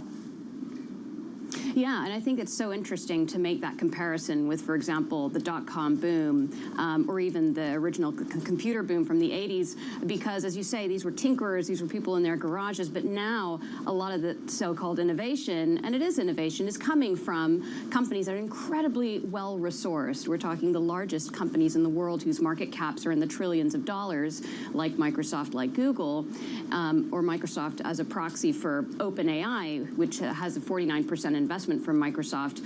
And ultimately what that means is that when people talk about AI hype and whether we're in an AI bubble and we're going to see some kind of crash, my view has been, yes, there has been a lot of hype and probably overhype, but I don't think we're going to see a big burst or a big crash, because unlike with the dot-com boom and bust, this new kind of revolution in tech is being driven by companies with huge balance sheets, tens of billions of dollars, and they can afford to keep investing in this very expensive technology for quite some time. So I think we're going to continue to see this build out, including into 2025. So what does AI end up looking like? What is the end product? I mean, in your book, I mean, you spend a lot of time talking about Demis Hassabis over at DeepMind, Sam Altman over at OpenAI, the competition between them. But what I found most fascinating about the storytelling amongst those two characters in the book was just kind of the divergence in their opinion of what AI should be. And I feel like that seems to be the big challenge right now, is you have two overarching competing visions of what AI should be. Yeah, and the divergence, in my view, is between how these visionaries, in my view, the two most important builders of AI are Demis Hassabis, the founder of Google DeepMind, and Sam Altman, the founder of OpenAI. And these two guys in charge of these two companies have essentially been trying to build artificial general intelligence. That's their ultimate objective, which is AI that kind of surpasses the cognitive abilities of humans. But they started out with explicitly humanitarian goals of building this ultimate godlike AI system that could help solve a lot of economic and societal problems, cure cancer, solve climate change, bring economic abundance to everyone. But what ended up happening, and what my book explores, is this kind of divergence away from those goals as these builders decided, well, the ends justify the means, and in order for us to actually build this technology, we need to align ourselves closer and closer to these incredibly large technology companies and build this AI as a product for these businesses, and sort of be driven by the financial incentives of those companies. Aligning with capitalism more closely. OpenAI mulling a plan for a for-profit business then. What do you make of that? Does that create a way for more people, more investors, potentially even retail investors, and maybe a potential future one-day IPO to be involved? Or does it take it away from its initial mission here to be a nonprofit, to be for the better good rather than for the sake of money? Well, it absolutely does both those things, because OpenAI started as a nonprofit and it wasn't getting investment, it was getting donations. And nobody wants to donate hundreds of millions of dollars for this possible godlike AI that could bring economic abundance to everyone, as Sam Altman has insisted it will do. And that's why a few years after OpenAI's founding, he realized actually building AI, generative AI, as we call it now, is so expensive, he needed to get investment. And so that's why he took investment from Microsoft and is now taking investment from other big players, including SoftBank and Masayoshi Son. And so, I mean, it's really interesting to hear you say IPO. It's almost like nothing is really off the table now. I think one area they're looking at is particularly restructuring themselves as a public benefit corporation. So that's maybe one way they can kind of toe the line between capped profit, as they were, and for-profit. But ultimately, the original objectives that they were chasing have just kind of faded into the background as they become much more product-focused and business-focused. Where does their responsibility lie at the end of the day? I'm very curious of what you make into Meta's approach to AI, this idea that open source AI is the better way to go about the model, as opposed to the way ChatGPT and OpenAI deal with their own systems, more closed off. Is there a dominant model here, and will one make one company more successful than the other at the end of the day? That's a great question, and actually that's really what I wanted to explore with the book, is that both Demis Hassabis and Sam tried to start off or build nonprofit versions of their organizations, and both failed, and they were really trying to put in responsible oversight and governance of this very powerful technology. And what I wanted to show to a mainstream audience through the book was that ultimately we still haven't figured out how to balance innovation and oversight and good regulation of this kind of transformational technology. Now, open source, as Mark Zuckerberg and Meta is trying to chase now, is a really interesting kind of kind of third party or third approach to sort of providing AI sort of democratically to people through free open source software. The question is whether it is actually open source. There are some real debates about whether the Llama model that Meta has let out is actually technically open source. And if you actually look at the most recent versions that it's put out, they have become increasingly restrictive in their terms of use. And there are also a lot of questions about misuse of these kinds of models. If anybody and everyone can use them, they can't be policed. Well, that's what I'm curious about. I mean, you used the word oversight a little earlier, and I actually kind of chuckled inside because I don't know where the oversight is. And I do worry that the industry is so far ahead of regulators right now, and we know regulators are always behind, but I feel like the pace of which we're seeing development in this space relative to the lack of pace that we're seeing in regulatory oversight, like what does that mean for us? I mean, we're going to end up with a powerful technology controlled by a small group of billionaires and a technology that I'm told can do a lot of things that humans can do. Replacing, I don't even know, I assume you're real and not AI this time around, Parmi. But the fact is that I might not know that, and a lot of people might not know that. When do we get the guardrails that can assure us that what we're interacting with is what we're expecting to be interacting with? Yeah, I know. And to your point, just in the last few weeks, as people have been talking about a potential slowdown in AI development, OpenAI has released a new model called O3, which people in the AI community are really excited about and are saying, well, this is a whole new level of benchmarks. AI models can now do reasoning. They can take action. And so I don't think you can just assume that AI isn't going to continue to move so quickly ahead, even into next year. I wouldn't discount regulators. I do think the European Union's Artificial Intelligence Act was put in place even before generative AI came on the scene with ChatGPT, and it's got a lot of quite good ideas about how to deal with the potential risks that technology can cause. And it's not regulating the technology, it's the companies, and it's getting them to do risk assessments on their technology and to be more transparent, which I think has been a problem. But taking that 10,000-foot view, as you said, this technology is being controlled by just a handful of billionaires. That's absolutely true. It is just a few people making decisions about these models that are kind of incredibly fluent, human-like. They're being plugged into education, in legal firms, in healthcare, and there just aren't really the checks and balances that you would expect for something like that, or critically, the transparency about how these models are being built. I am curious. I'm going to ask you a kind of a loaded question here, Parmi, and this really has to do with how viable this technology is. I know what I'm being told, but there always seems to be out of Silicon Valley a little bit of sleight of hand when it comes to these technologies. They always kind of overpromise what these things can do. And I think back to your days before you came to Bloomberg, you were at the Journal, you wrote a lot of great stories about artificial intelligence, AI capabilities, and some of the exaggerations coming out of those AI labs, including over, I believe, at Google, if you correct me if I'm wrong. And I'm wondering if maybe investors should at least be mindful that we could be seeing some of that again without throwing in allegations around. Like, how much should we look at that from that perspective? I think absolutely. When investors are looking at where to put their money and how much of an impact is AI really having, don't just listen to the tech companies. Talk to the businesses. Talk to the law firms and the hedge funds and the investment firms and the education firms and just find out how are you using this, the PR firms. And a lot of companies are using these models.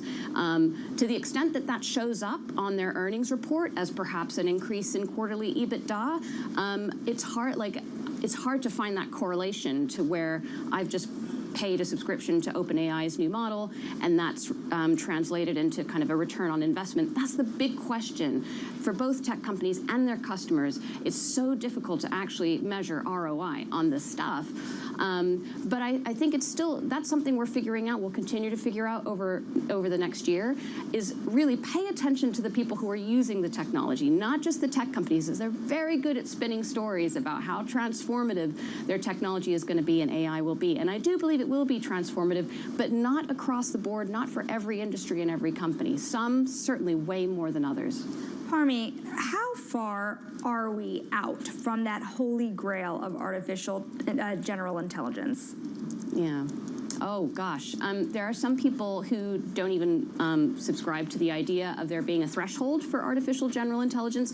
I'm not entirely sure where I stand on that because I believe that artificial intelligence as a term has become a marketing term. And I imagine AGI, will also be used as a marketing term. And no one actually has a very clear definition of what that's going to look like. Some companies and researchers have put out papers trying to define that, but there is no broad consensus on what that's going to look like. And so I can imagine companies will proclaim themselves as perhaps having invented something that looks like AGI when maybe it isn't. There might be a lot of debate when we eventually get to that point.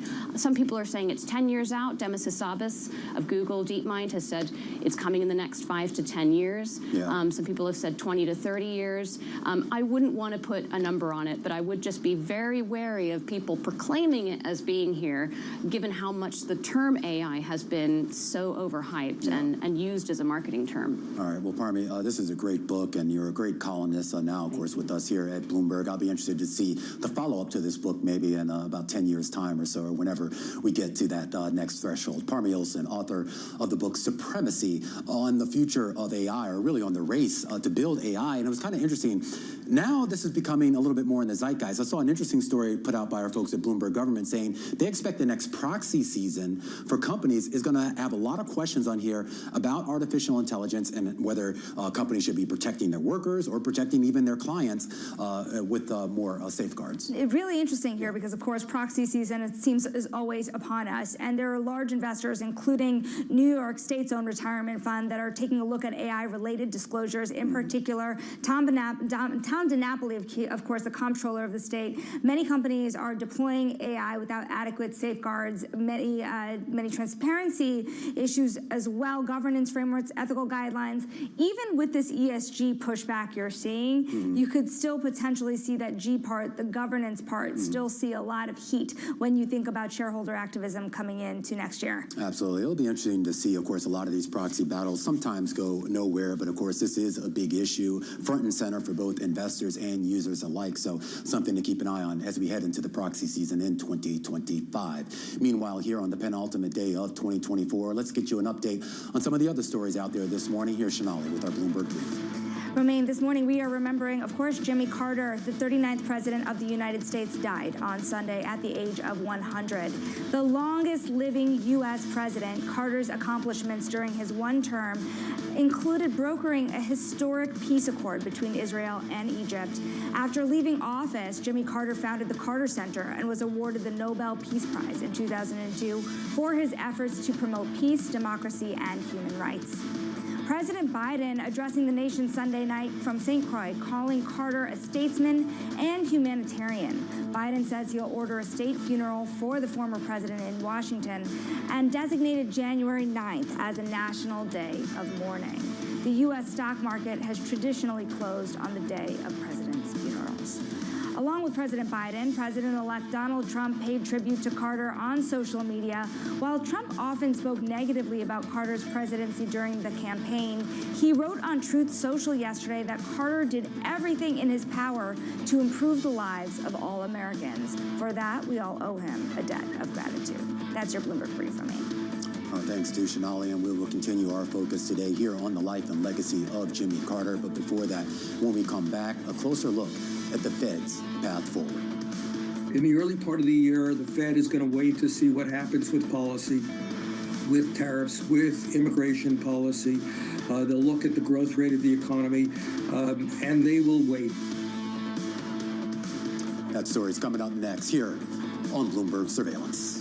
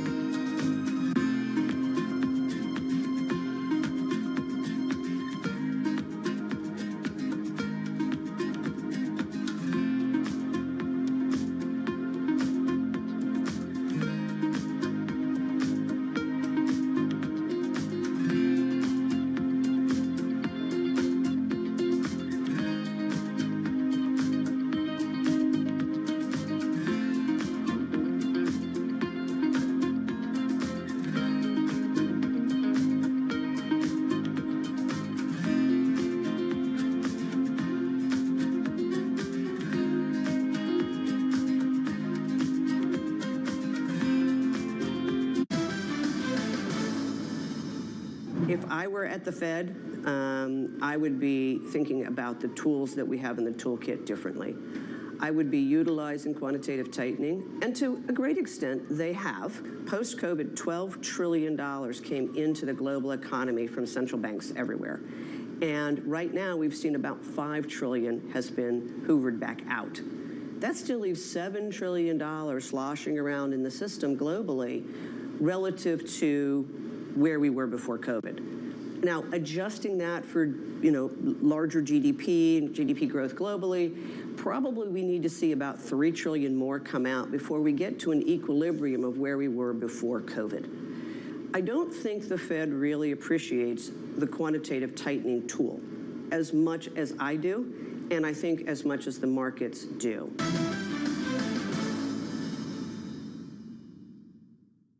Jumpstart your trading day on Bloomberg Open Interest. 2 hours of single stock stories that are driving the opening bell action. We'll take you to Wall Street, Main Street, the C-suite, and beyond. Shorting a stock purely because you think it's expensive is a death wish. These are companies that are growing their market. Get the inside track on what's buzzing in markets. With the players who are shaping the narrative. If you have bad earnings reports, you're going to get punished. They're not buying what the industry is selling. Join us on Bloomberg Open Interest. Weekdays at 9 a.m. Eastern, only on Bloomberg.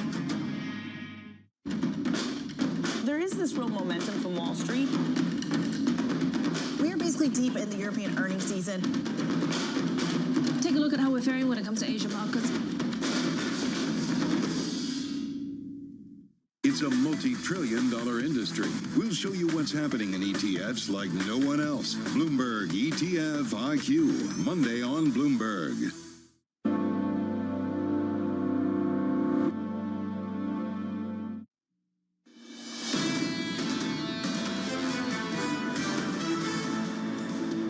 A deterioration in S&P futures here on this Monday morning.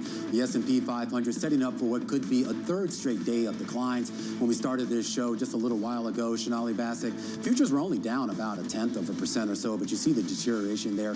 Boeing, Shonali, one of the biggest decliners in the pre-market trade. Yeah, with a nearly 1% decline in S&P futures. Tough tape out there. Of course, you are seeing that bid back in the bond market, so you can't blame the 10-year for today's sell-off. Of course, it's thin trading volumes on a holiday week. We do have a day off this week, but again, tough month to end on. And if our viewers are confused as to why Shonali and Romaine are talking to each other, John Farrell, Lisa Abramowitz, and Anne-Marie Horton, for some reason, all got this week off together. I'm not sure exactly how that works, but Shonali and I will do our best to keep things moving here. And under surveillance this morning, we are focusing on inflation and the Fed's path forward. In the early part of the year, the Fed is going to wait to see what happens with policy, with tariffs, with immigration policy. They'll look at the growth rate of the economy, and they will wait. They can afford to wait. There's no reason for them to rush ahead to lower rates anymore, and they have good reason to regret, shall we say, having lowered rates as much as they have. Chuck Lieberman there, of course, a legend on Wall Street, talking about the positioning in markets right now. And you see the positioning here on this day in the Treasury market. Yields down. And we talk about the moves that we've seen on a price basis. Treasuries right now have erased almost all of their price gains on a year-to-date basis, despite IMF projections that the U.S. economy is actually set to be the top performer among G7 countries. Inflation, of course, was the big story in 2020, 2021, and that story turned into one of deflation in 2023 and 2024. Thomas Urano of Sage Advisory writing in a note that yields are priced for Trump 2.0 and a Fed to stay on hold. Starting yield is the best indicator of return, suggesting an income return of about 5% for 2025, with price performance potentially adding to that. Thomas joins us right now here on Bloomberg Surveillance. Let's talk a little bit more about that. I mean, we talk about the Fed tightening cycle, we talk about the Fed easing cycle, and now I guess a lot of people are wondering as to whether that's it, whether we got all we got and the Fed pretty much stands pat for a good chunk of the year. Yeah, the Fed's done a good job of repricing expectations moving forward. I think in anticipation of what I described as Trump administration 2.0, right? This is an administration that's focused on taxes, tariffs, and immigration policy, all of which are aligned with this idea of this inflationary pro-growth environment that's designed to get the economy moving faster. However, that puts inflationary pressure back on the table. So I think with that backdrop, the Fed needs to align investors' expectations for a potential pause in the idea of cutting rates. Let's sit back and let's see how the administration gets policy enacted. And let's see how the economy responds to that policy. So what does this mean in terms of risk appetite that investors are willing to take? Because traditionally bonds have been a diversifier in that 60-40 portfolio that has broken down as of late. And instead, you've seen investors hiding out in cash to a large degree, which have often yielded better returns than even parts of the shorter end of the yield curve. Where do you go from here? At what point do you start to take on duration risk in the bond market that has failed to deliver? That's a great question. And I think as we look forward, there's a couple things to take note of. Number one, let's look at where the market's pricing itself, right? That gives us a good baseline for consensus expectations. Number one, the December 2026 futures contract, SOFR futures, trades at 405. That's consistent with one more Fed cut over the next 2 years, right? So effectively, the market is priced for the Fed to be on hold. The 10-year note has been putting in some of the highest term premium we've seen over the last decade. That's a result of volatility and inflation risk. So this suggests that yields are fairly priced for this idea of a new Trump administration with potential pro-growth but inflationary policies in place. That being said, what we've seen is that the yield curve has been steepening. That's adding some positive slope. And to your point, that's adding a little bit more yield advantage than sitting in cash. To that end, where do you go in 2025? There's some ideas here. You could look at high income sectors in the bond market to generate income in a scenario where maybe policy goes sideways and the Fed doesn't cut rates and there is no price appreciation. In that scenario, let's look at loans over high yield. Let's look at mortgages over investment grade. Bank preferreds generate a pretty nice yield. So I think 2025 needs to be a scenario where you're looking to generate as much consistent income as you can. All right, Thomas Urano over at Sage Advisory. We'll catch up with you again in 2025. A closer look here at the inflation picture, the fixed income picture, and of course the Fed. And I don't know, we know that this is going to be a big theme for 2025. The Fed is always a big theme here. But should investors still be concerned about inflation?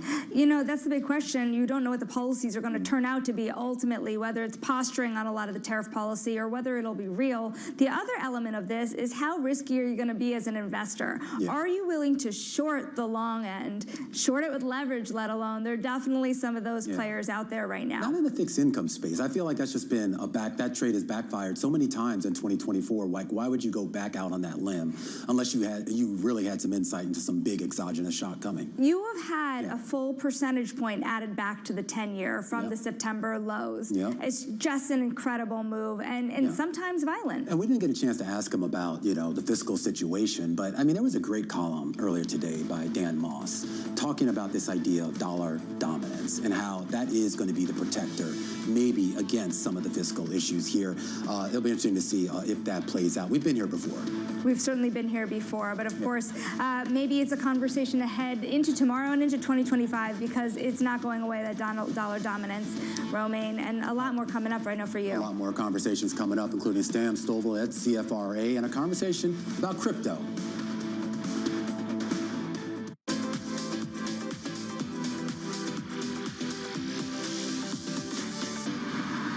In 2000, post-Napster, generally everybody wrote off the recorded music industry, including the investment community.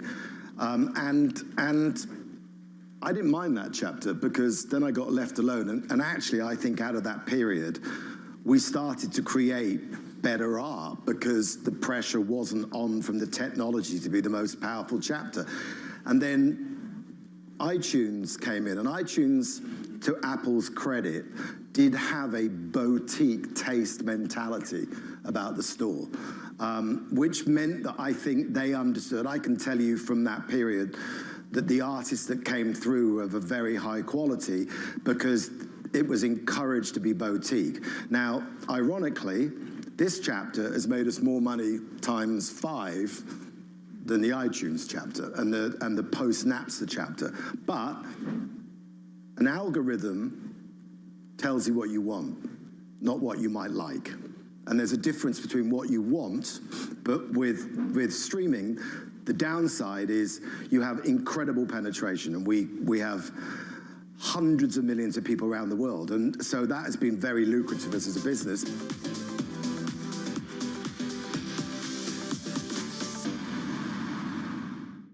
In case you missed it, on Bloomberg Technology. I believe that we would love OpenAI models inside of AWS. Absolutely. It's we listen to our customers, and if that's something that customers want, we're absolutely game. Obviously, with a partnership, it takes multiple sources, and there's probably some complexities in there, as you allude to. But I think in the fullness of time, it likely is the case. Don't miss Bloomberg Technology live every weekday.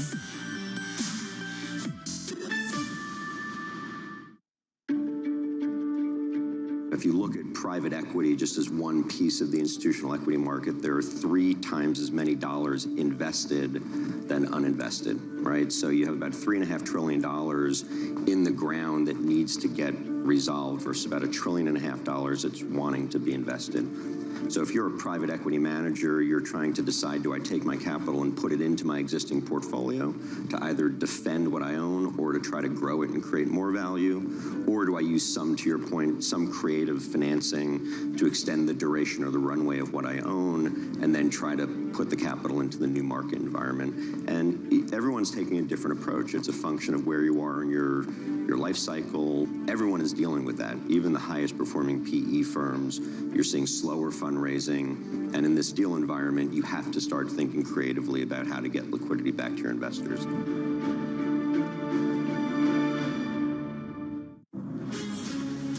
From the beating heart of global finance, economics, and politics, and wherever newsmakers are moving markets, Bloomberg brings you conversations that allow for deep discussions and important insights. What do you think the future is for inflation? Is this new normal? Are markets too optimistic? How do you worry about the things that are outside your control? How does the current fighting completely stop? I'm Francine Lacqua, and this is The Pulse, every weekday only on Bloomberg.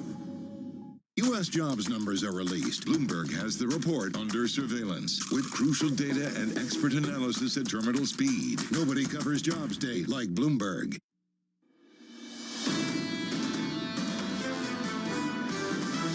The market is seeing that the economy is not weak. I would argue we've had a broadening out. I think markets are still really euphoric. You need some conviction. You need that to really anchor you, because we're going to have a lot of volatility. I think we're actually going to get off to a bit of a sloppy January. This is Bloomberg Surveillance with Jonathan Farrow, Lisa Abramowitz, and Anne-Marie Hordern. Good morning to our audiences worldwide. This is Bloomberg Surveillance. Romaine Bostic here in our Bloomberg World Headquarters in New York, joined alongside Emily Grafeo for this hour. Emily, happy holidays to you. Great to see you. Yeah, thanks for having me. Not necessarily a great day for the markets, a great year for the markets, but on the back foot, you're seeing a deterioration once again in S&P futures. It's going to be a third straight day of declines as we get ready to close out the year. Yeah, I thought that stocks were supposed to go up after Christmas in a Santa Claus rally, but it doesn't really look like that. Yeah, it looked like the Santa Claus rally started off on a good foot, and of course, the last 3 days, or at least last 2 sessions, has been on the back foot, and today it looks like more of the same. As far as some of the big gainers and some of the big decliners on the day, keep an eye on Boeing. Those shares down more than 3% here in the pre-market. Some concerns here about that airline crash in South Korea. VeriSign, one of the big gainers to the upside. And that's because Warren Buffett, Emily, keeps increasing his stake in that company, or Berkshire Hathaway, I should say. I don't know if you're a big VeriSign fan or not. No, but what does Warren Buffett know? I don't know. He must know something. I'm told he's a pretty smart guy. He's made a lot of money over the years. Meanwhile, we check in on what's going on in treasuries. A slight move in yields here, a slight uptick in the VIX. The dollar relatively unchanged as a lot of people really try to pull together everything that's happened this year, Emily, and try to figure out whether that's going to continue into next year. You got a price target for next year on the S&P 500? Romaine, I'll put you on the spot. I am not allowed to make price targets. I am a real journalist. I have no opinions. All right, well, our next guest is allowed to make those price targets. Sam Stovall over at CFRA, talking about investors potentially trimming risk to close out this year. We're going to hear from him in just a second. We're also going to hear from Perianne Boring over at the Digital Chamber to talk about her outlook, and it is a bullish outlook for crypto in 2025. And Patrick DeHaan over at Gas Buddy on the holiday travel season and what's next for the oil and gas markets under a second Trump administration. But we begin our hour here with the top story of the day, and that is equity futures here in the U.S. moving lower this morning, with investors dialing back just a little bit here on the risk side here in the final 2 days of 2024. Sam Stovall over at CFRA expecting volatility to lead to modest gains for the S&P 500, a year-end price target right now of 65-85. Stovall writing, it's 90% of the year one presidential cycles endured declines averaging greater than 17%. Three-peats after down years, well, that's only happened only 20% of the time since World War II. Sam joins us right now to talk about his expectations. And we'd be remiss in not pointing out, Sam, that expectations coming into 2024 were a lot lower than where we ended up here at the end of December. And I guess I wonder whether expectations heading into 2025, in your eyes, are either too bullish or too bearish or maybe just about right. Well, Romaine, first off, Happy New Year in advance to you. I think that they might be a little bit ahead of themselves. While I do think that we're headed for a good year, I don't think we're going to end up with a great year. Another aspect to consider is that we are in the third year of this bull market. And of the 11 bull markets since that celebrated their second year, we only saw about a 2.5% price appreciation in the subsequent year, with 3 of those bull markets becoming bear markets. So there's a lot of volatility, a lot of potential for investors to take the money and run, and we'll have to see what happens. I am curious. Bloomberg survey of strategists that we just did earlier this month showed that most people expect the S&P on average to reach about 6,600 in 2025. But you had some estimates that were at 7,000 and above, and that's a pretty big rally. We're talking basically about 15 to 20% rally to get to that level. And it raises the question, Sam, that in that bull scenario, what exactly drives that? Is it just going to be about earnings? Is it going to be about economic conditions? What gets us there, if at all? Well, I think what would get us to a double-digit advance would be that we do end up with 13+% growth in earnings, as is currently projected by Wall Street, that we do end up seeing a GDP growth continue to remain above trend at about 3% or so, but we actually find that the rate of inflation turns around and starts to head lower once again, and that the Fed is pretty close to its target by the end of 2025, and as a result of being in anticipation of that trend, resumes its rate-cutting program, and we end up with more cuts than the 2 that are factored into markets now. So, Sam, what happens if that doesn't all play out? What if we don't get the 2 rate cuts that the Fed is now projecting? Does that really dent the stock market's progress for 2025? Well, Emily, I do think that it ends up being a headwind. As Romaine had mentioned earlier, 90% of the first-year presidential terms ended up having declines of 5% or more within them, intra-year declines, and the average being a little more than 17%. There is a reminder, however, that of the 80-plus declines of less than 20%, we got back to break even in an average of only 4 months. So if we get the digestion of gains out of the way before the end of July, history basically says we end up with a positive year. So I think that there will be a lot more volatility as investors attempt to assess what the Fed will be doing next. But if you do take away a lot of the potential tailwinds, then that only leaves the headwinds and could make for a challenging year. What about on the sector level? Is this going to be just another year that tech powers higher, or do you see that market rotation, maybe the equal-weighted S&P 500 coming out above?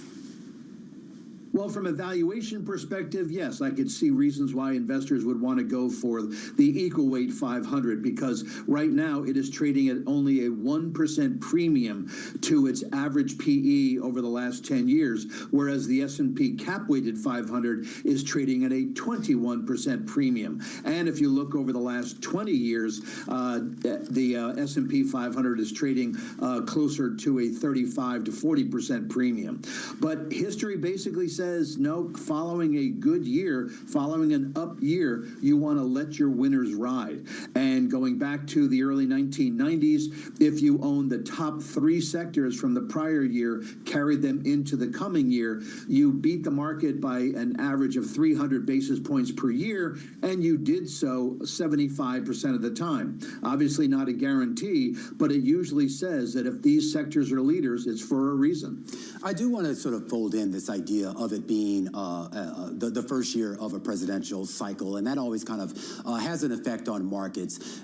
There are a lot of people drawing parallels to 2016, where we had that huge Trump rally kind of right around the election. Then, of course, it kind of stalled once he actually came into office, at least for the first few months there. And whether we see a repeat of that, given how much this market has appreciated since late October into mid-December. Well, that certainly is a possibility. Again, looking at historical precedent, if you look to what I prefer being the January barometer, as goes January, so goes the year, something I learned about from the Stock Traders Almanac.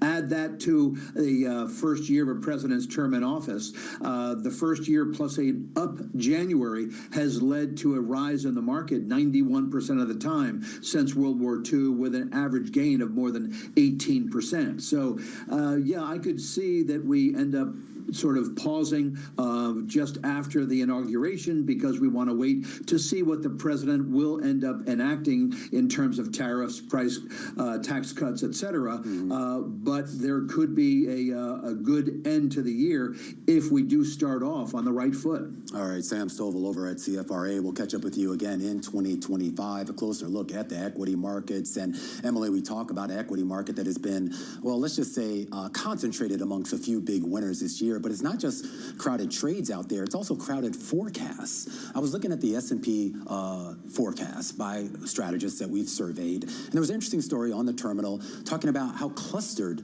a lot of these predictions are among certain percentage levels. Yeah, I guess it doesn't really pay to move outside of that spectrum. But it's interesting because I was reading another story on the terminal that said that by late January of 2024, most of the Wall Street strategists had already had to revamp their S&P 500 price targets and bring them higher. So it just feels like every year, at least for the last few, people have not been bullish enough. And just to put that into perspective, we came into this year, based on the Bloomberg survey, with expectations for a median gain to 4,800 on the S&P 500. We're just below 6,000 right now, so obviously a lot of people are wrong. And we should point out the highest estimate in that survey that we did December of last year, the highest estimate was for the S&P to finish out the year at 5,200. So no one even came close. So the highest for 2025 is now 7,100. All right, well, we'll see. So that means we should bank on what, like 8,100 or something? 9,000. All right, well, we'll have to wait to see. Of course, not much action here on this day with S&P futures in the red. We do want to update you on some other stories floating around this morning with our Bloomberg Brief. And we start with the infighting in Congress and Republican pushback on GOP House Speaker Mike Johnson. Some party hardliners haven't committed to re-electing Johnson as Speaker after he backed a temporary spending deal that didn't include President-elect Donald Trump's initial demand for lifting the U.S. debt ceiling. But others in the party, they're pushing back on calls to remove Johnson. President-elect Trump himself hasn't taken a public stand on Speaker Johnson's future. The House speakership vote, based on constitutional law, is scheduled for January 3rd. Gold, heading for one of its biggest annual gains of the century. The 27% advance right now, that's been fueled by U.S. monetary policy easing, sustained geopolitical risk, and a wave of purchases by central banks. Other metals, though, they have had a mixed year, with base metals seeing modest gains, iron ore down 28%, and lithium experiencing a second annual decline. And Peru has closed ports and public beaches as rogue waves as high as 13 feet battered the South American coastline over the weekend. Local news networks saying fishing has been disrupted as strong waves overturned boats near Lima. Peru's National Center for Emergency Operation saying 91 of the nation's 121 ports would remain closed until at least January 1st. That is your Bloomberg Brief. Meanwhile, when we come back, we are going to talk about a phenomenal year for crypto and a guest who says that next year could be even better. The Digital Chamber CEO, Perry Amboring, previews what could be a major year ahead. That's coming up next, right here on Bloomberg Surveillance.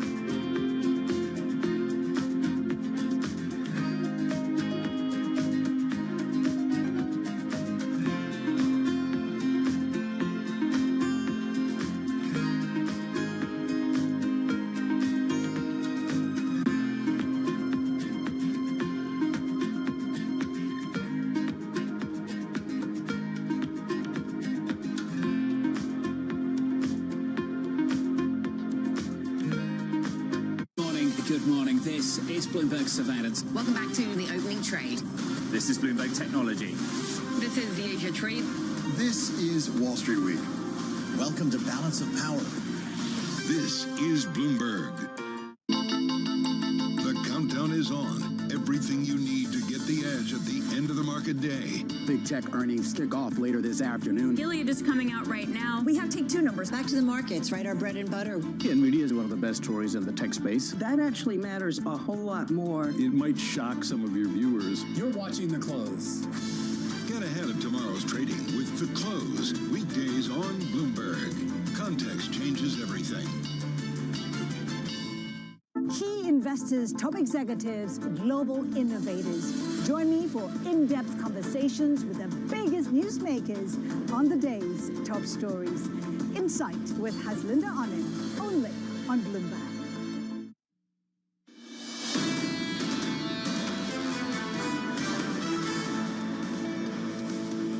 Welcome back to Bloomberg Surveillance. Romaine Bostic alongside Emily Grafale. Emily, stock futures right now on the back foot, setting up for what could be a third straight day of declines for an S&P 500. An S&P 500, we should point out, that's still sitting on year-to-date gains of more than 25%. You see the euro dollar right now relatively unchanged on the day. Your 10-year yield moving slightly lower, actually now starting to pick up steam, down about 6 basis points below that 4.6 level. The VIX slightly elevated. Crude oil getting a modest bid on the day. And of course, the big story of the year, not necessarily the big story on the day, that has to be cryptocurrencies. Bitcoin unchanged on the day, but of course, a little bit earlier, it did make that phenomenal run to about $106,000, more than doubling on the year, and that comes after more than doubling the year before. And a lot of people looking at these record-breaking rallies and wondering whether it could cool significantly as investors really try to assess the impact of a new administration coming in, an administration that is promised to be supportive of crypto. Perry-Ann Boring is at the Digital Chamber, which are one of the main groups in Washington lobbying on behalf of the sector. She's saying that with the new administration coming in, quote, the war on crypto is over, saying this administration prevents transformative opportunities for crypto adoption, leveraging executive powers to implement impactful policies. Perry-Ann joins us right now to talk a little bit more about that. And we talk a lot. I mean, there's always, I'm sure you've heard all of the criticism that there really is nothing fundamental driving cryptocurrencies. And, you know, I don't know if that's always been true, but it's certainly going to change next year as we have a lot of policies, at least policies that were promised on the campaign trail by the Trump administration, that at least on the surface stand to be relatively bullish for the crypto space overall. Well, cryptocurrencies play a very important role in the geopolitical as well as the macroeconomic environment. Starting with Bitcoin, the world's first cryptocurrency, this presents a store of value. And in a time where we have very significant economic volatility all around the world, historically high levels of inflation here in the United States, but in also many other places, having a safe store of value that's a digitally native asset is an idea that this time has come, and that's why Bitcoin is really seeing huge amounts of adoption. Bitcoin is up over 150% this year. It has been the best performing asset class in the world for 12 out of the past 15 years. The fundamentals are extremely strong. But as we mentioned earlier, public policy and politics absolutely drive what's happening in the markets. And we've had a huge political attack to try to stifle the adoption of Bitcoin and cryptocurrencies, and that is now over with the election of Donald Trump. Well, let's talk about why it's over. We talk about the lobbying campaign by the crypto industry. They put a lot of money, not so much just into the presidential race, but really a lot of the congressional races as well. They seem to do pretty good. You have a White House administration that appears to be crypto-friendly. You have a Congress that, at least on the surface, appears like it might be a bit more crypto-friendly. There's got to be follow-through, Perry-Ann, on this, though. You can't just sort of say we want to do these things without doing them. Do you think we're going to see that follow-through? Yeah, no, that's absolutely right. And personnel is policy. And if you look within the Trump administration, in the cabinet that he's assembled, there are multiple pro-crypto and pro-Bitcoin people that will be serving in the cabinet, including our incoming Treasury Secretary, Bassett, who's said multiple positive statements about Bitcoin on the record. We have Robert F. Kennedy, who's probably the most bullish candidate on cryptocurrencies in the history of the United States. And then we also have Paul Atkins, who will be our incoming Securities and Exchange Commission chair, who is also very supportive of the space. He serves as one of our advisory board members at the Digital Chamber, and he really knows what policies need to be put in place to help foster the innovation and the development of this technology here in the United States. And then turning to Congress, because Congress is also going to play a very important role in developing that legal environment that will incentivize the private sector's development of this technology here. We have over 290 members of Congress that will be sworn in just a couple of days that ran on pro-crypto platforms. So crypto is the majority party. This is not a partisan issue. We have many, many members from both sides of the aisle that understand the importance of this technology in the United States leading in its development. You know, Perianne, one of the positions that hasn't been filled yet is the person who's going to be leading the CFTC and their role in crypto. There were some reports about a month ago that you were a contender to lead the CFTC. Is that still on the table? Well, it's absolutely critical that the CFTC has a pro-crypto person leading the agency. Cryptocurrencies, the majority of cryptocurrencies are commodities. And the biggest issue facing the crypto industry is this regulatory ambiguity, which cryptocurrencies are securities, which ones are commodities. And both those two agencies have issued confusing and conflicting statements on which one has jurisdiction over the crypto space. So President Trump is vetting a number of pro-crypto candidates. That's the extent I'm able to share with you today, but it is critical that we have a pro-crypto leader and someone who is going to ensure that the CFTC is leading that conversation, because the CFTC should be the primary regulator for cryptocurrencies. I want to get back to Bitcoin specifically, because you have a pretty large price target for Bitcoin, ending 2025 at 800K. Tell us about that. What's really going to drive that? Yeah, and I don't make price predictions because it's impossible to predict the price of Bitcoin. There's so many factors that go into why the price is what it is on any given day. So I really encourage investors and people to look at models. What do the economic models, what do valuation models tell us about what is the value of Bitcoin? And there's a couple that I can reference. Stock to flow, which is over 80% accurate to the historical price of Bitcoin, has a base case of over 800K at the end of 2025. Over the past three halvings, that model has been over 2 standard deviations above its price. So that could potentially be on the higher side, as high as $3.2 million by the end of 2025. Yeah. A couple other models to look at are just a historical price trend. That has that at 190K today. And Metcalfe's Law has Bitcoin at 119,000 today. Again, these are valuation models. These are not price predictions. These are looking at the features and transaction volumes and the historical price of Bitcoin to see what is the value today. And what the models are showing us is that Bitcoin's actually undervalued, and we still have a lot of appreciation opportunity all throughout 2025. I'm curious, broadening this out from just Bitcoin, because there is this hope that with this administration coming in that is more pro-crypto than potentially the last administration, this idea of where we see a broadening out of the cryptocurrency space, or just digital assets overall. There's been a lot of talk about just the whole digital ledger technology might get a boost, and we might see more sort of hard assets sort of being put into tokenization. We might see the creation of new types of coins and things like that. Are you expecting a broadening of the industry beyond just the big tokens that we talk about, like a Bitcoin or something like Ethereum?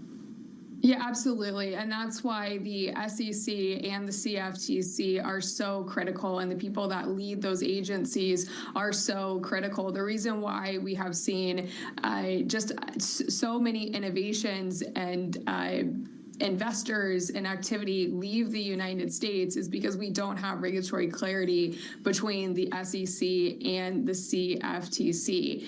Again, Bitcoin's the world's first cryptocurrency. Its application is a store of value that's very different than smart contracts or building decentralized applications or other distributed ledger models.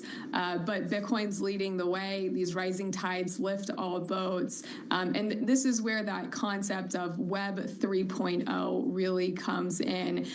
We are rebuilding the internet using blockchain technology, and this is going to impact almost every industry you can imagine, similar to the internet. This allows us to facilitate peer-to-peer transactions in a digital way, and this is going to not only change the financial services industry, but change the way that we share data and things of value over the internet.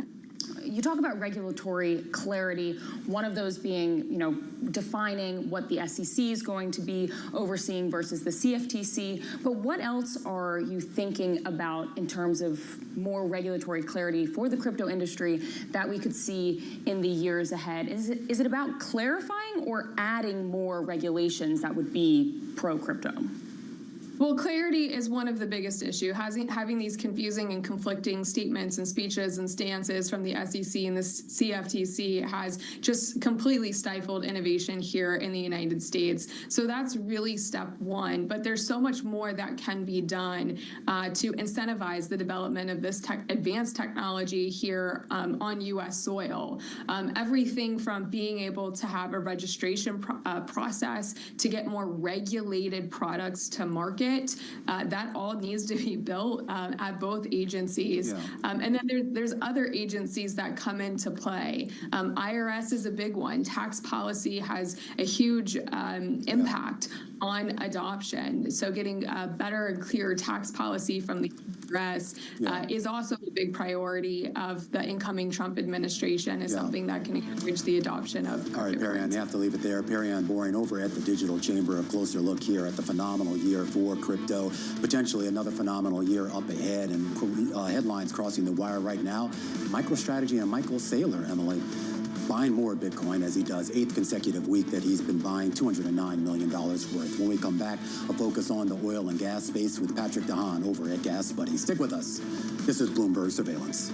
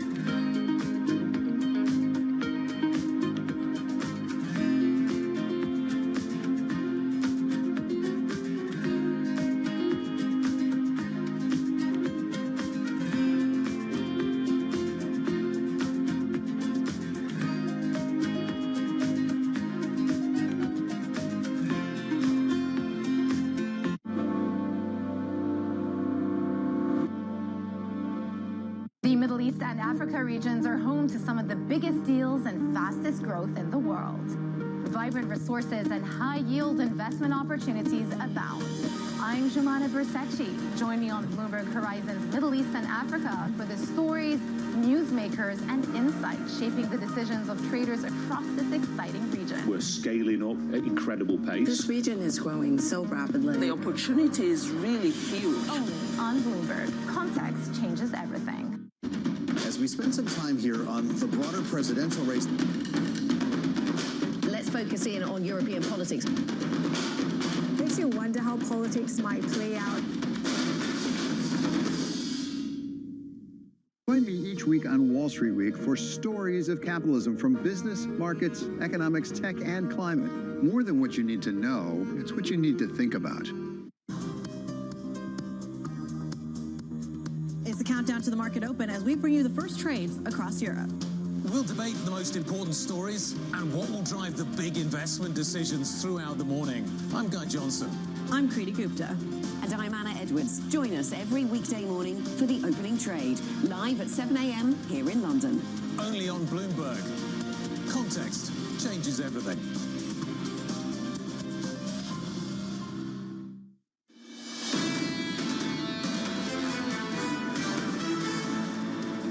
Welcome back to Bloomberg Surveillance. Equity futures here in the U.S. on the back foot once again. And Emily, we talk about this idea of kind of what investors are preparing for. Of course, we don't expect a whole lot of price action this week.